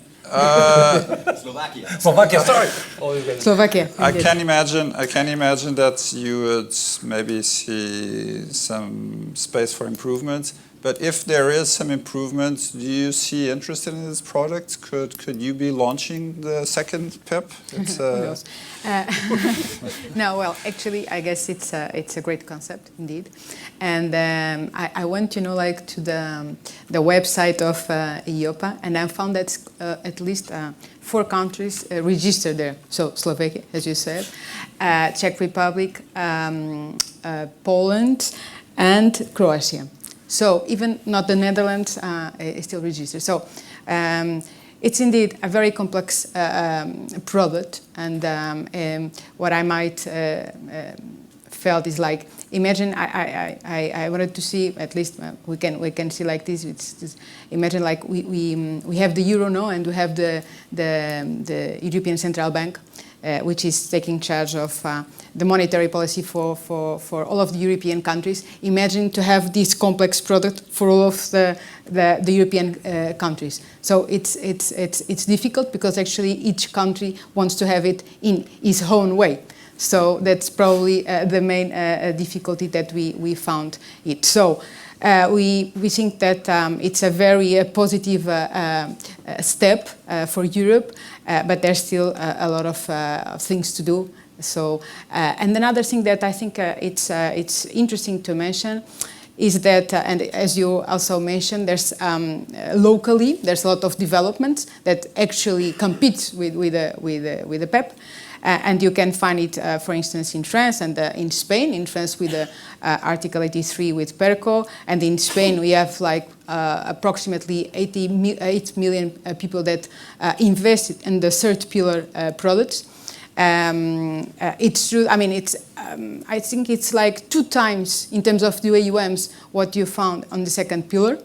And then in both countries, you have I mean, the contributions that the investors can do for these products can be deductible, tax deductible. But it's also true that we recently see in recent years that in Spain they have reduced these incentives. So we saw, let's say, a significant decrease in terms of the AUMs, in terms of the new contributions. So indeed, there's still a lot to do, and what we see in the market right now is much more movement in terms of the second pillar, no? And you can see that in the UK, you can see in the Netherlands, there's a shift from DB to DC clearly, and in Spain, because here the government, this year actually, the government launched a new occupational pension fund that should be deployed within the next years. So it is indeed, we are very positive on that, but still we are cautious in terms of what will be, like the how it will be the implementation, mainly from the point of view of the fiscal part. So we are a little bit on wait and see to really develop and to promote this kind of products for our clients. Just for a very short answer, besides everything you mentioned, is the cap a problem? There's so many things that are involved on that. Besides that like you haven't even got to the cap yet. Okay. You mean on the fee cap? On the fee cap, yes, the fee cap. From my perspective, it is one of the. I mean, they have 2 key problems. The PEP. The first one is the fee cap of 1%, and the second one is you can use a life cycle model, which is something feasible for us. But first of all, you've got the fee cap, and second, if you want to launch a pan-European product, you have to comply with all the national pension systems anyway. Exactly. So this Slovakian guy called me 3 weeks ago, and he wanted me to explain the German private pension system to him. I think he gave up after the call. It's so complicated that even from my members, only 3 participate in that. And it is with guarantees and annuities and stuff like this, so it's a really complicated thing for asset managers. So if you have to comply with so many different systems, it is a really kind of cumbersome product, and that's why I think it's not gonna fly. You really have, I'm sorry, you really have to have, like, the contribution limits very well defined for all of the countries, the withdrawals options, and it should be available in all of the languages so that the investors really understand what they are doing. Because actually, as you can imagine, this is it's a very positive step, as I said before, because it's something that probably the state or even their corporates cannot offer. So and the people or our clients are really willing to save more and to contribute more for that. But it has to be clear, I would say. Very well. George, you have a company to manage, and you are looking in different ways to do it, different trends. I have a company you have to cut costs. I mean, and now you have some fantastic things appearing, and you are also into new stuff and new ideas. How are you seeing artificial intelligence and robo-advising, and how are you looking at these modern ideas, these new ideas? Is this going to help you manage better? Is it going to help you take people away and have less costs? What is in your mind? I had a vision in the break, which was with artificial intelligence, instead of the commissions, the fees ban, we would have the commission ban, the European Commission ban, the national commissions ban, etc. Because that would make my life really easy in a certain sense, because the overflow of regulation is a topic, and it's clearly where AI and ML, machine learning, will play a big role. But let me tell you, I've been quite enthusiastic about the path of asset management of the industry, and I'm even more enthusiastic now that I've seen the numbers for a lot of countries in Europe, for a number of reasons. But one of them is artificial intelligence. On the job cutting or day-to-day, I don't see nothing coming that will be a clash compared to what's happening already, because all of this technology is there. It's giving us data. The data that we were discussing in the previous panels is coming from AI, from ML. So it's being really impactful. So we have access to things that we could not have in the past. And this is day-to-day. It's there. It's everywhere. And it's very useful because now we can start thinking about developing new products and new approaches to clients. This is where AI will be really transformative as far as I can see. I'm more of a provider to the local market. I also sell to other European markets on an institutional base, but what's more difficult to serve is local individuals. And sometimes I tell people that over lunch, my wife has a very large family, and people come to me and they want to talk about taxonomy. And everyone looks at me and is like, yeah, no. Nobody wants to talk about taxonomy because nobody knows what taxonomy is. And they also don't know what is a standard deviation. They also don't know what risk 5 or risk 4 is.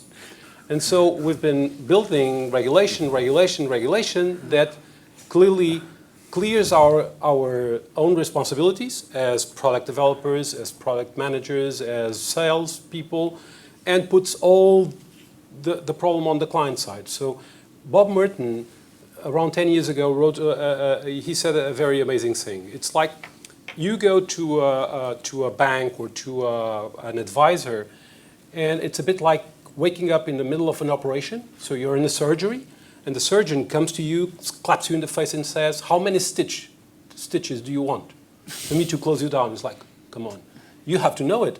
So we were supposed to give advice. We were supposed to know what's best, and we're not allowed because regulation was built into a way that we cannot supply real advice. This is where AI comes in. It will be very impactful. So we can ask people their information. Thomas, you mentioned, so with open finance, with all the things that we have already about clients, the more we can ask, and we can build to measure.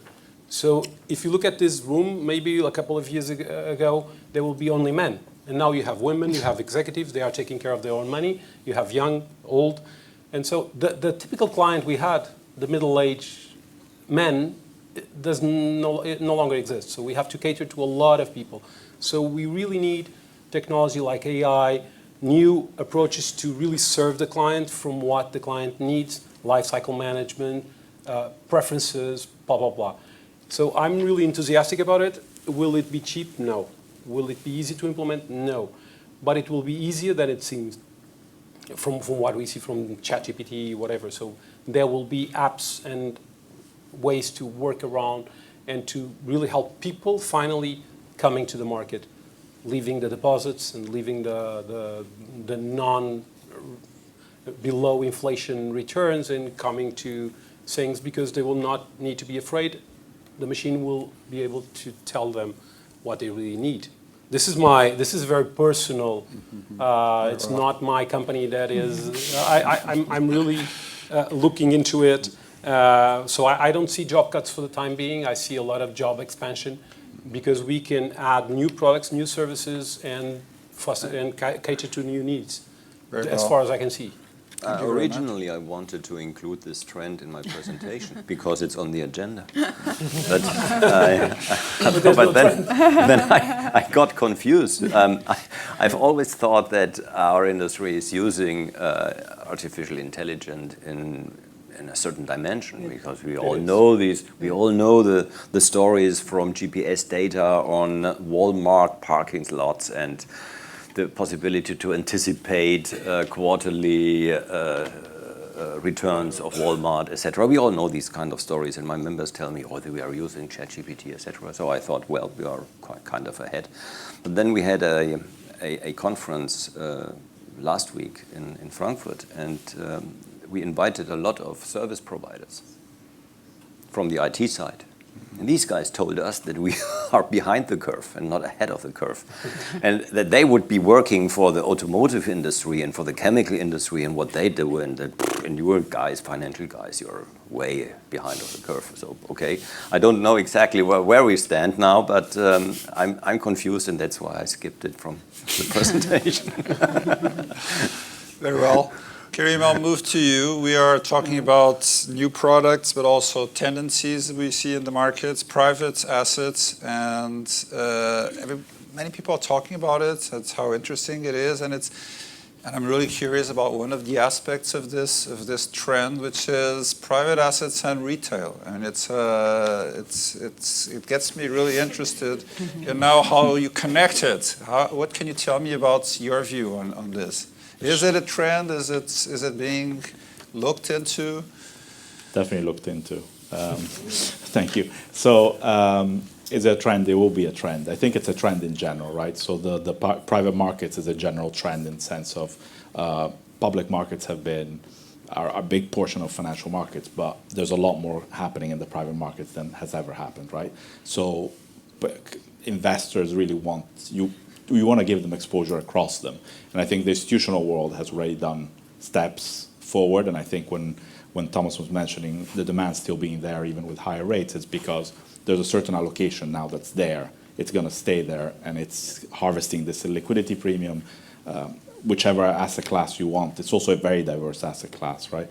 And I think, basically the trend will happen because we call them retail, you can call them wealth, you can call it democratization, but that trend has to happen to give the wider exposure to different both public and private, and getting actually proper asset allocations. Because I think there's a part of private assets where one of the things is the risks with private assets is that you see it as sexy and you do it without doing it the right way. But if you do it the right way, you're getting a lot of exposures that you cannot get in public markets. You can get a lot of alpha factors that there's areas of public market that now become more commoditized, private are less.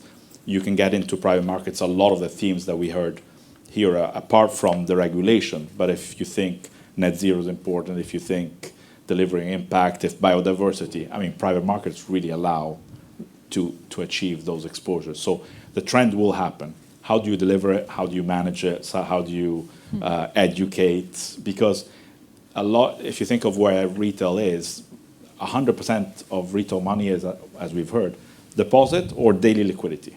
Do you need 100% of your savings to be on call? That is not a reality, right? So if you can, as asset managers, educate and understand how you allocate to private assets, that trend will happen. The European regulators definitely want it to happen. The LTIF2 that was mentioned which is not, I will contradict a bit, it's not you can do everything you want because that's a hedge fund, but you can do more than you could. And it will have to be run properly, and maybe we have a later question around the LTIF specifically, but that will be the start of it. I don't know if the LTIF will be, I would agree with Thomas that it's something that it's being worked in, all asset managers are, it's going to happen. Will the LTIF be the final thing? There will be many other ways of accessing private markets for wealth, retail. I also suspect LTIF is going to be really important. I'm going to keep it for a last round, probably to all of you. Lorenzo, I'd like to ask you one question, which is also in the mind of everyone, which has to do with crypto and blockchain. But I will be very specific on this. I'm going to talk about crypto blockchain that is backed, and not crypto that is not backed, where you have it's equity, which is crypto, units in your funds, which are crypto. And I was impressed. I read recently that the UK is really building up on a study, both from the administration and the association, on developing the blockchain. They're not original. We've been looking at this for a few years. And my question is, are you looking into having your funds in blockchain, in crypto? Does this pose difficult problems, namely with AML? Could this be a problem? And do you have crypto assets in your funds? Well, I think we need to differentiate, and Thomas did it, between crypto assets and blockchain. Mm-hmm. Crypto assets, for us, it's an asset class, and in the debates that our multi-asset team have, normally they decide if it's an asset class that they want to include or not, and the way they play that. You can do it through equities, bonds, or the currencies itself. No? The issue here, and of course we have had some equities related to crypto, but once you go to the currency, the problem that we face is the lack of story about the cryptocurrency, so that we cannot back what will happen in certain circumstances. And the second one, it's how it behaves. No? So in the last couple of years, we saw the correlation of cryptocurrencies, that it's really high compared to NASDAQ. And at the end, when you try to build a diversified portfolio, you need to add things that don't play the same game. So this is where we see the issue when adding cryptocurrency. So in that sense, in that question, is at the moment we are not including that in our multi-asset portfolios. In terms of blockchain, here I think when we start to think about blockchain, and I like the stats that once again Thomas showed on terms of population or young population that is using cryptocurrencies. No? At the end, it's 12% and 8% depending on the country. But the reality is that if you analyze millennials, there are more millennials with crypto assets than more millennials that buy mutual funds. Mm-hmm. And this needs to make us think on why they do that. It's because it's digital, it's the way that they can buy and sell, or it's due to the asset class behind that goes up and down really, really fast. And this is where we are really thinking on how to deliver the service or the solution to our end clients. You talk about the UK doing or entering in a project. It's a project where we are present at the moment, that starts with the Monetary Authority of Singapore, where we have technology companies, so Calastone, and we are 9 asset managers working together in order to do a proof test on how we can deliver these kind of solutions to investors. And what we have learned so far is that the only way this can be something that can be distributed is if regulators, if technological companies, if asset managers and distributors all agreed that this is the right solution. So if you cannot bring all the ecosystem in agreement, there's no way, and this is not going to fly.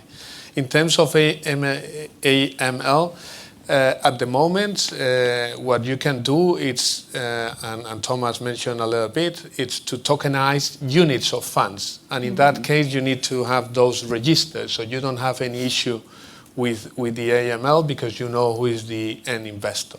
But these things how this can help the asset management industry, it's to provide different liquidity, different opportunities for investors to buy things that maybe are illiquid, but that they can find a secondary market where they can trade these tokens.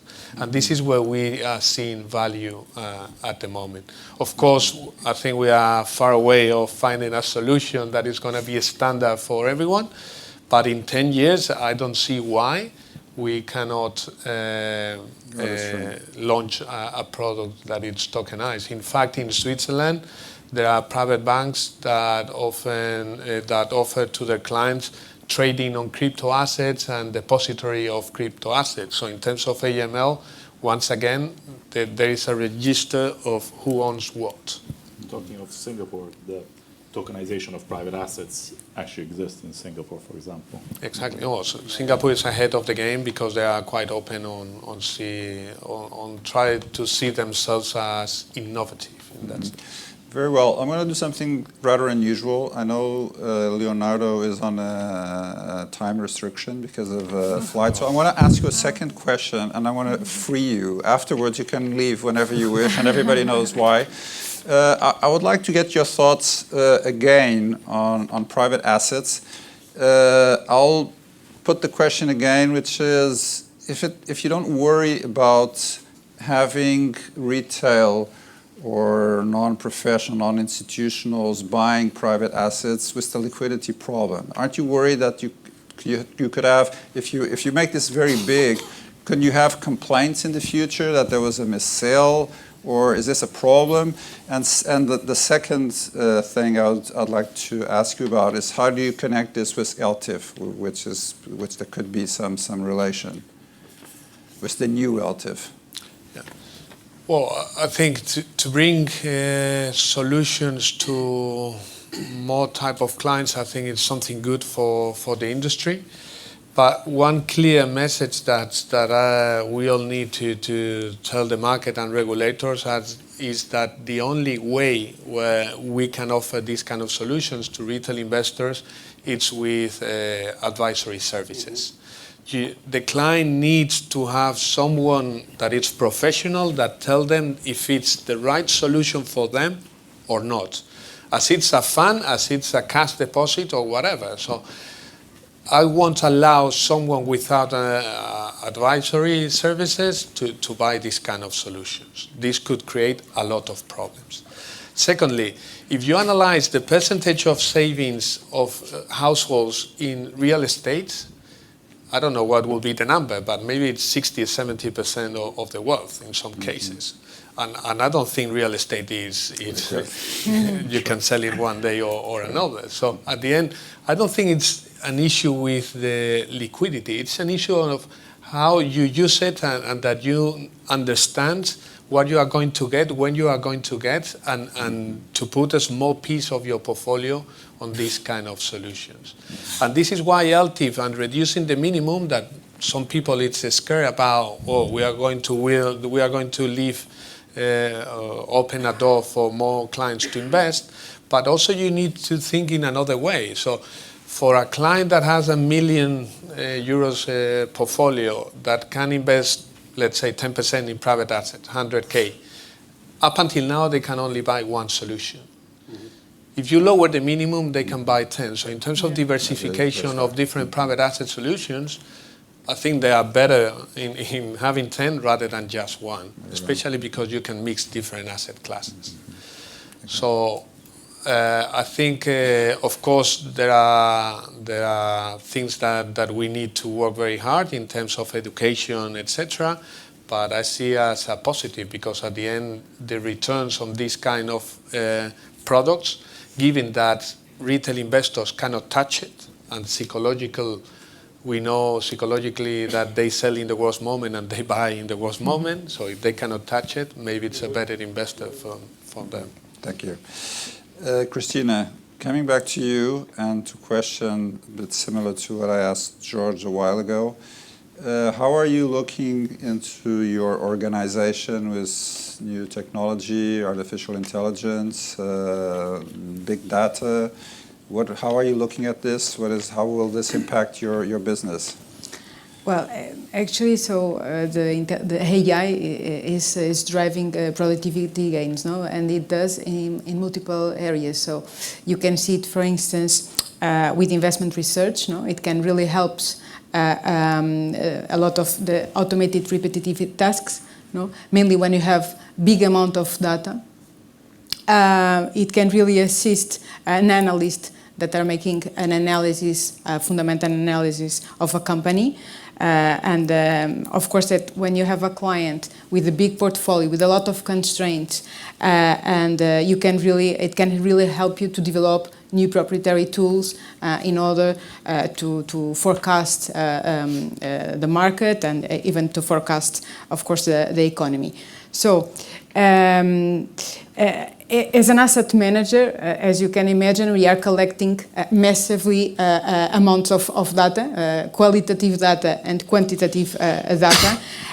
So it's really a big data set, and of course we want to put it to work for our clients.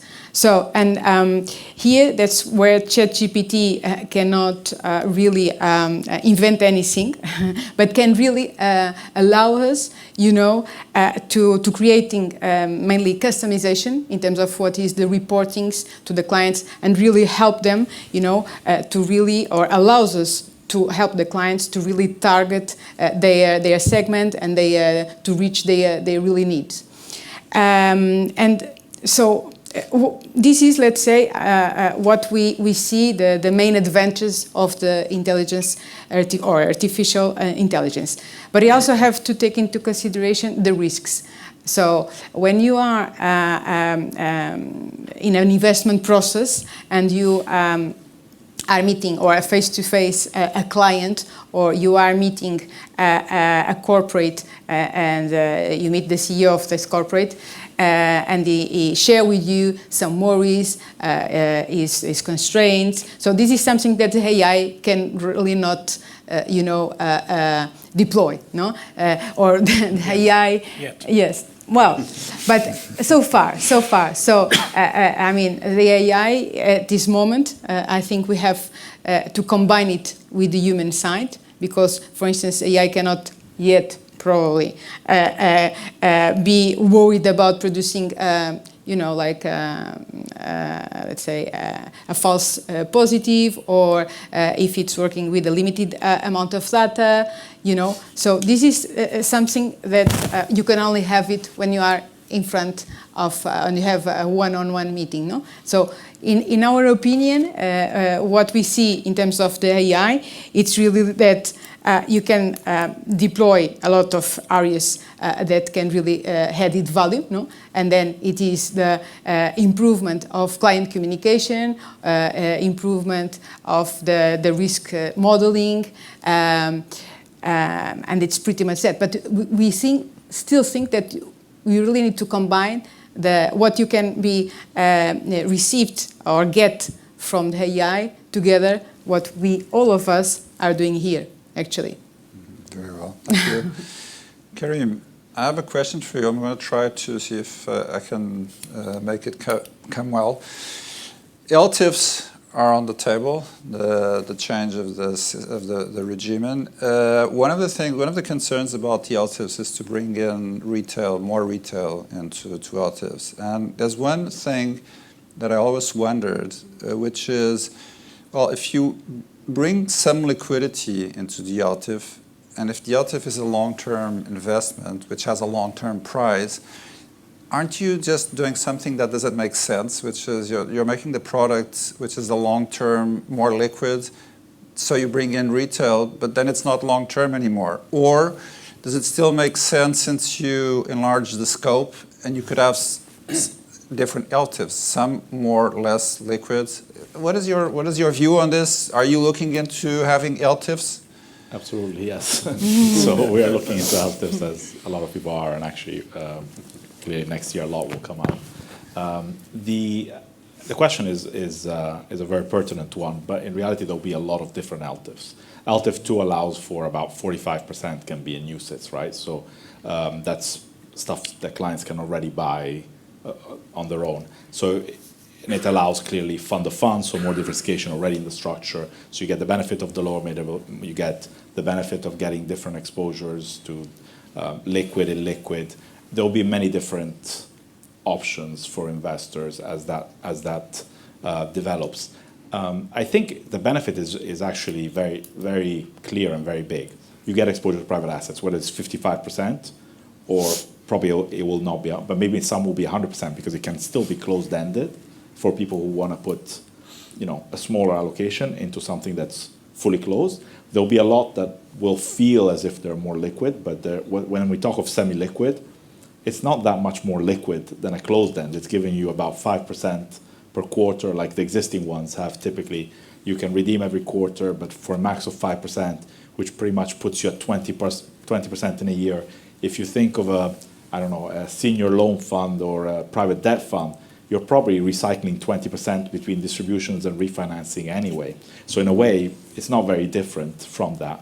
I think LTIFs will also surprise some people because we've seen the US has a BDC structure, which is the concept of the LTIF, so the semi-liquid in a way. That actually the advantages of a lot of these structures is you don't have the capital call, so there's not the cash drag, and you're actually reinvesting capital. So the compounding within that long-term vehicle can actually increase your return profile. So there are many benefits, but I think what investors, retail clients or distributors have to assess is how different the various LTIFs are, and there'll be choices. And also again, I go back, I think a lot of people are focusing on this liquidity risk, which I think is actually the one that's probably going to or can be managed the best.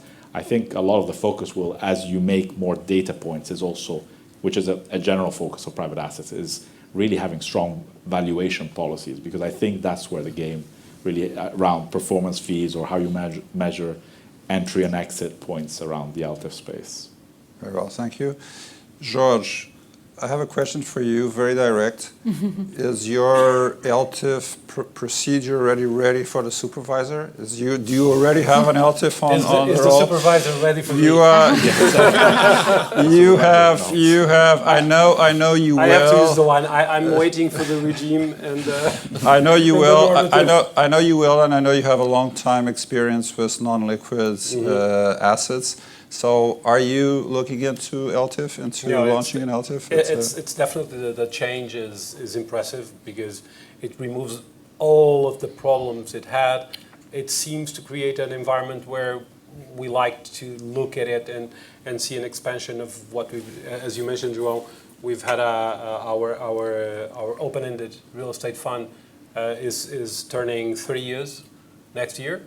We managed to come to around 600 million, but we are still in a very liquid mode. So very liquid assets, very high liquidity position, but we see lots of opportunities in the market, as you were mentioning. So the new needs in terms of data centers, logistics, sometimes even some sorts of developments that are not compatible with the kind of structures that we have today. And so you could combine this into a new fund where some of the assets would be what you currently have, a bit more liquid, some redemptions. So I do see a very big opportunity. The industry in Portugal is quite big, the real estate industry, both the fund management, but also the entire, you can call it also private market industry, very professional, lots of players here, international players too, coming and becoming kind of the norm. So I do see this as, which, as Thomas mentioned, one of the best things that we've had over the past years. So a very good opportunity if we do it well with advisory. And we should not be paternalistic about this. So if we start saying that it's only the person who has invested already in LTIF 2s, none, we've seen, so there are 50 out there, that can invest in a new one, the kind of things that we've done in the past, it's not compatible. So I think your analogy to home, to the houses that people own, where they have a big amount, sometimes 1 million, why not invest 10,000 euros, 20,000 euros? We have 30,000 participants in our fund, which for Portugal is quite a big a big number of people. Why? Because they have small tickets each. So it's not representative in their portfolio. They don't need the money. They can wait and they stay there for a long time.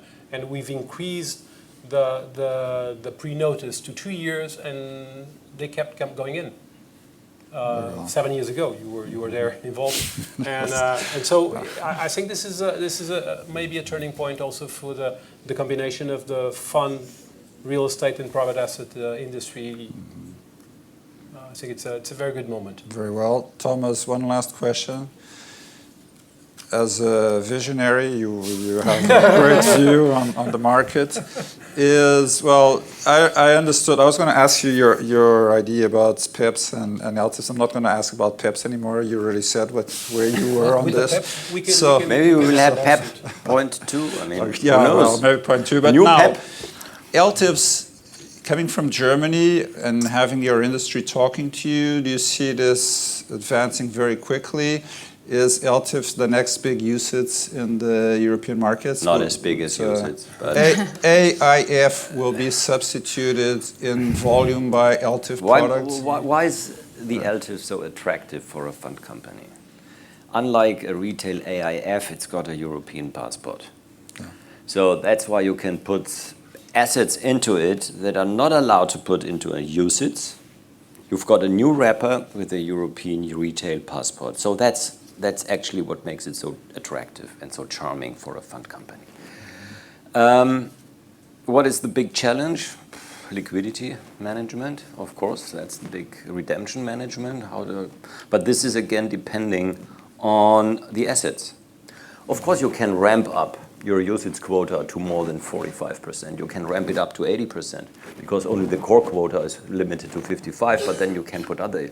So basically, you can turn it into a fund, kind of a fund of fund. I expect LTIFs to be launched that have no single tangible asset included. So you can, of course, invest in infrastructure, but you can invest in a securitized shape. It doesn't have to be the asset itself. It can be a security on the asset, so kind of a derivative. So that will, of course, making liquidity management easier.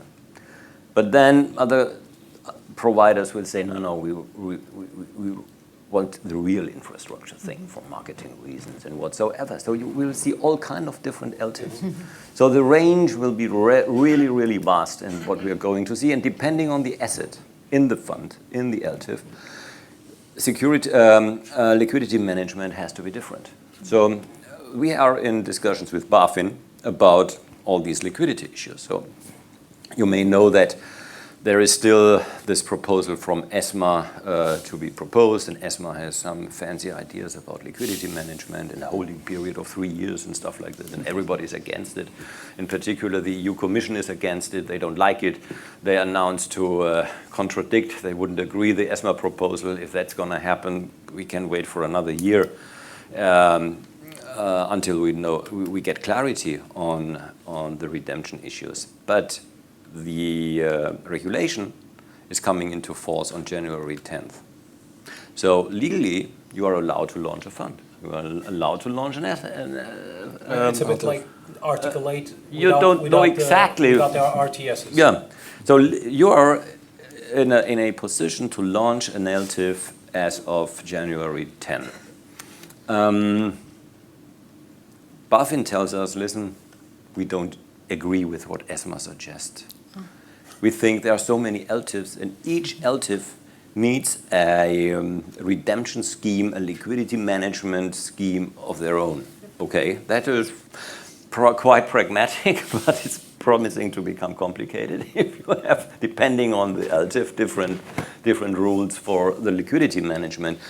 But what I want to say is it's a really attractive product, and but we have to be careful because, I mean, I don't know who it was who was mentioning the real estate crisis in Germany on one of the other panels. Not me. Discussing the real estate. Well, there is real estate market. Unlike in Portugal, it has been a huge boom, and of course, the market was overheated, and now in particular, commercial real estate market is going down dramatically. Yeah. And of course, the valuation of the property funds, we have a big property fund market of 200 billion euro. Of course, there are devaluation in this property market. So, and if you have some, might be a tendency to have, well, some of these properties are not really performing well. Why don't we put it in LTIF, so it doesn't